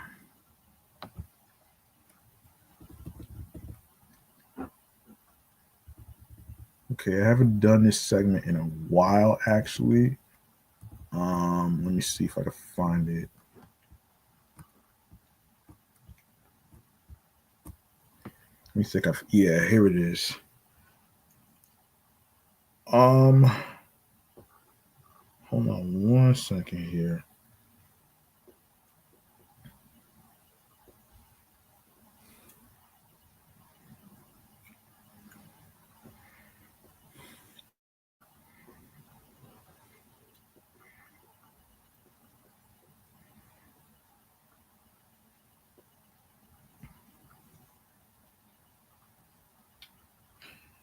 All right, so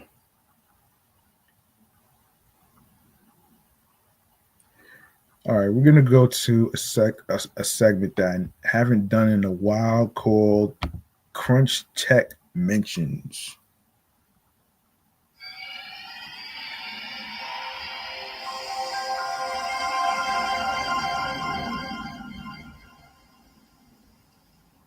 This is a segment that this is a segment where I talk about some where I talk about some gadgets and technology that's happening, whether it's online to headphones to wherever items it is.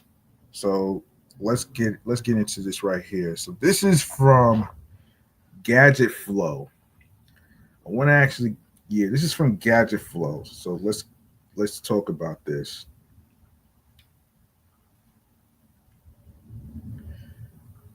Okay, come on, come on.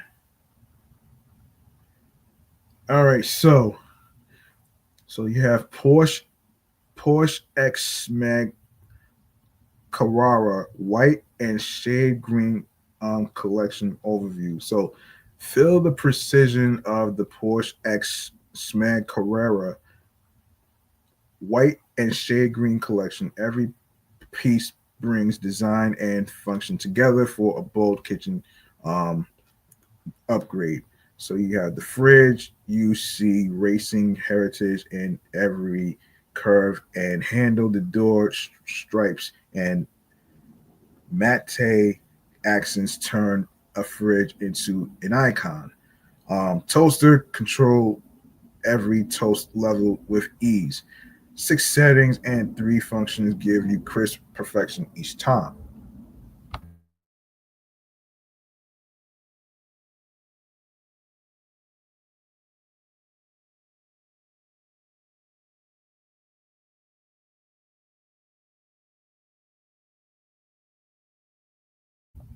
Kettle, its soft opening lid and clean shape keep your ritual smooth. The mat, the matte handle and strike detail add refined sports flair. Blender, 4 speeds, and preset programs give pure performance. Custom details and dark finishes show purpose and power. Design cohesion, each piece speaks the same visual language. Matte tones, numbered accents, and heritage colors create unity and presence. And this is $327.23. Wow, wow. And let me see this. So this is all right. So the next thing you have is the Go V X Pac-Man Gaming Pixel Light. So Go V Go V X Pac-Man Gaming Pixel Light overview. Bring retro arcade style to a desk or wall with the Go V X Pac-Man Gaming Pixel Light. It displays pixel art, GIFs, GIFs, and and live info that update in real time.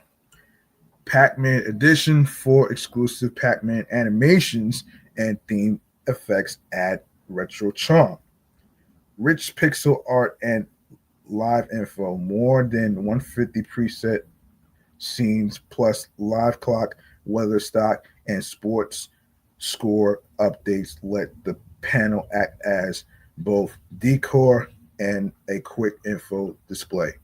DIY GIFs and AI tools, upload GIFs or photos and use multi-layer animations, pixel effects, and simple AI art tools. 8-bit sound and music sync. Build built-in speaker plays nostalgic 8-bit alerts and effects, accept small audio files under 10 megabytes, and offers 10 modes to sync lights to music. Smart control and sync, use the Go V Home app or voice with Alexa and Google Assistant to sync multiple devices. A compact, bright pixel panel that's ideal for retro fans and streamers. So this is going to cost. This is the limited edition. It's going to cost you $139.99. All right. So there you go. Now I did not get a chance to cover. I did not get a chance to cover the PlayStation price hike in the last episode.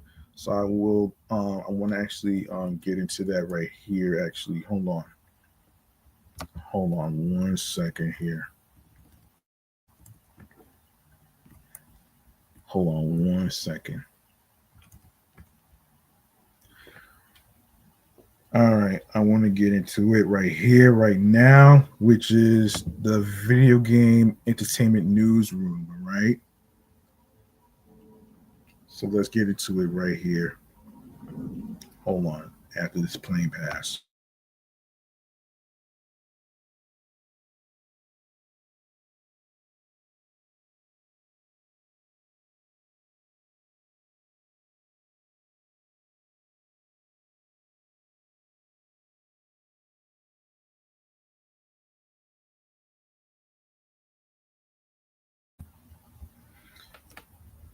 All right, here we go with the video game entertainment newsroom.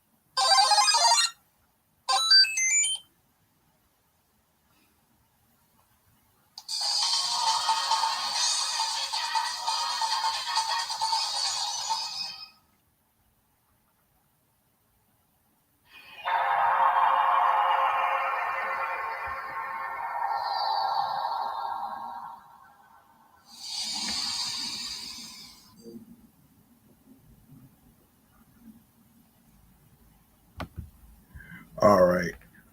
I did not get a chance to cover the PlayStation 5 price increase that happened over the summer. Um, all right, let's jump on it and stuff. So I'm only gonna do one gaming topic actually. Um, so let's get into it right here. So this is from Variety. Sony is increasing the price of its PlayStation 5 consoles in the United States by $50 beginning Thursday. The Japan based video game and tech giant attributes the move to the challenging economic environment amid the recent tariffs put in place by Cheese Face President 47's administration.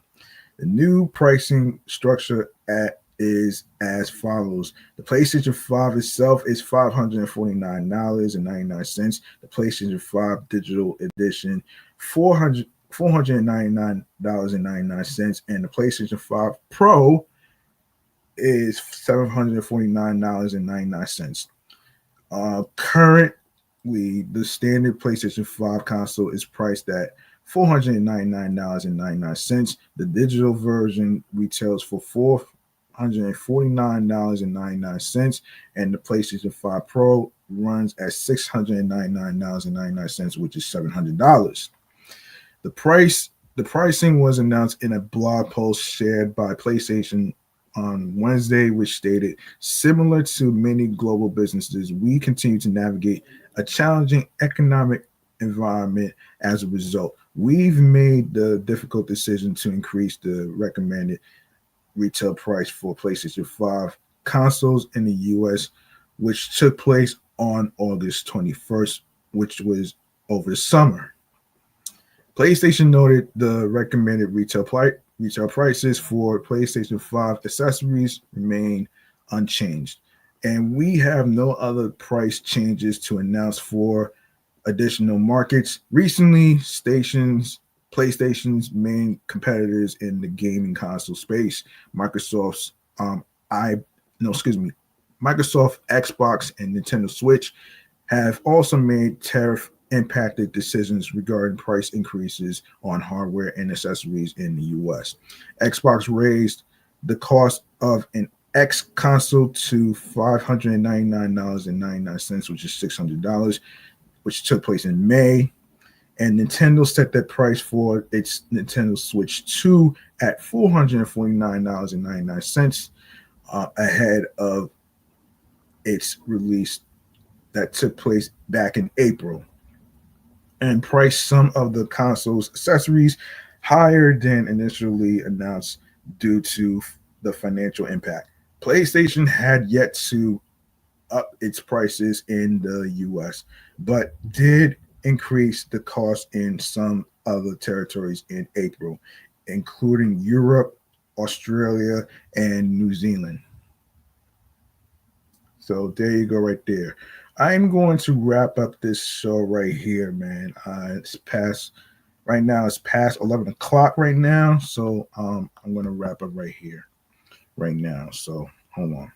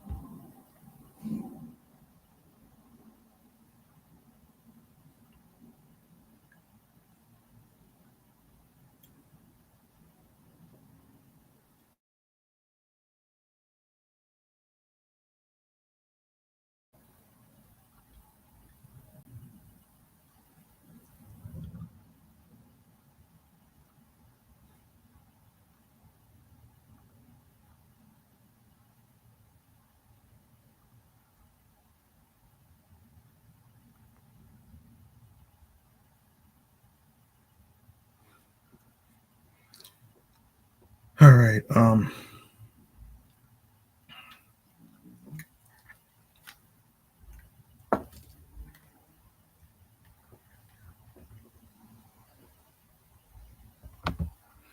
right. Let's get to.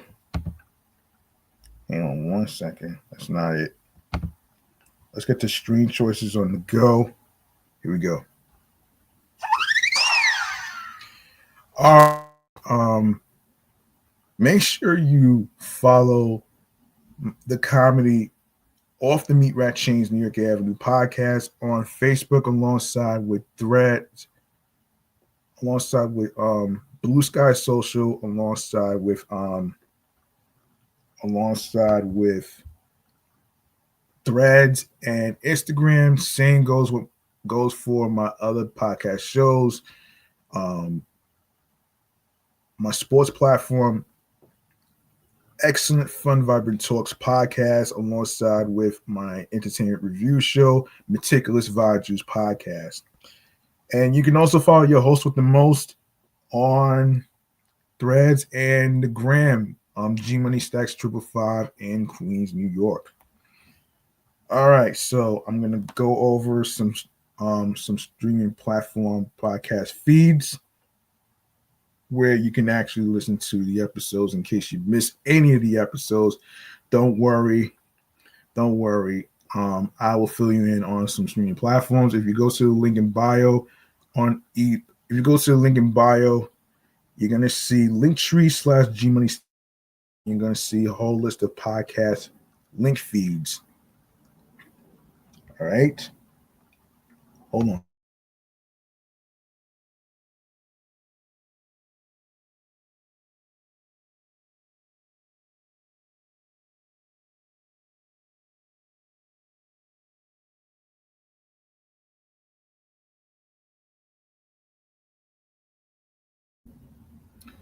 All right, so the list of streaming platform feeds goes like this: Odyssey, Audible, Audioburst, Amazon Music, Apple Podcasts. Don't forget to leave a 5-star rating and a review. It helps the show grow, and it helps creators like myself who host this show right here to gather more ideas of topics to talk about, whether it's in music news, whether it's in gaming, whether it's in TV, movies, tech topics, New York City Transit, as far as the MTA, and all that great stuff right there. So there you go, right there. Castbox FM, these are listen notes, Moon FM podcast, Overall FM podcast, Pandora, Player FM, Pocket Cast, Podo Polo, Podorama, Podcast Index, Podcast Addict, Podchaser, Podverse, Podcast Guru, Podcatcher, Podcast Republic. We're on Snip. You can add the podcast to your Spotify playlist. If you have Spotify on your iPhones and Android phones, iPads, Android tablets, you are more than welcome to actually follow the podcast as well, as long as you press the notifications so you get notifications to get notified on when each episode will be dropping on a weekly basis. And you can also listen on Spotify for creators, followed by TuneIn Radio, Good Pods, iHeartRadio, the number one app where you can listen to your favorite music artists, such as your favorite rappers, singers in R&B, pop, and any other music genres. Your favorite music stations on the AM or the FM and also you can listen to the podcast episodes for free. You don't need a credit card or debit card to download iHeartRadio. All you need to do is download iHeartRadio onto your iPhones and Android phones, along with the list of streaming platforms that I just mentioned.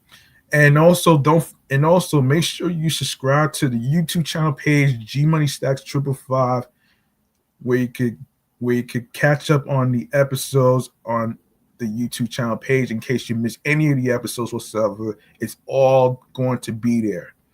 All right. Leave a like and a comment alongside with the topics being discussed in this episode and the other episodes whatsoever. Tell me how you feel about the topics in today's episode. I want to know your feedback whatsoever. And of course, spread the word about this comedy podcast platform that I'm doing right here, to your husbands, your wives, your boyfriends, girlfriends, friends, and the people you're cool with from work, whatsoever. Make sure you share the Linktree link with the podcast feed links where you can listen to the episodes on each podcast platform. All right. And and also more video podcast episode live streams, enable so you'll be notified on when I'll be on the air live, alongside with pressing the notification bell, so you'll be able to get notified on each video upload that will be uploaded to the YouTube channel page. And of course, remember, Mondays, Wednesdays, and Fridays is when each episode is going to be dropping. All right. I may not be able to drop it right now because it's late. I'll probably drop 426 alongside 427 and 428, which is the Halloween episode. Hopefully I'll get through the double recordings tomorrow. So yeah, there you go right there. There you go right there, folks. And that's about it for me. I'm your man G Money Stacks, aka the Gregonator, rhymes with now or later. And I'd like to say thank you to every single one of you out there that's listening, that took the chance to take the time to listen to the episodes and the topics that I've been talking about. Thank you for hearing me out on certain topics, especially with the whole government shutdown, especially people struggling in Corona Queens, and as far as food insecurities and all that other stuff. And also remember, the grind doesn't stop. Hard work pays off. If you want something, you have to earn it. It's not going to be given to you in a fucking silver platter. And if you have a podcast idea and you want to actually go for it, don't let anybody stop you. Okay, don't let anybody stop you. Most important thing in terms of starting a podcast is to be yourself behind the microphone while you are recording your podcast episodes based on the topics that you will be talking about. And of course, be on your P's and Q's. Very important. Creatively, mentally,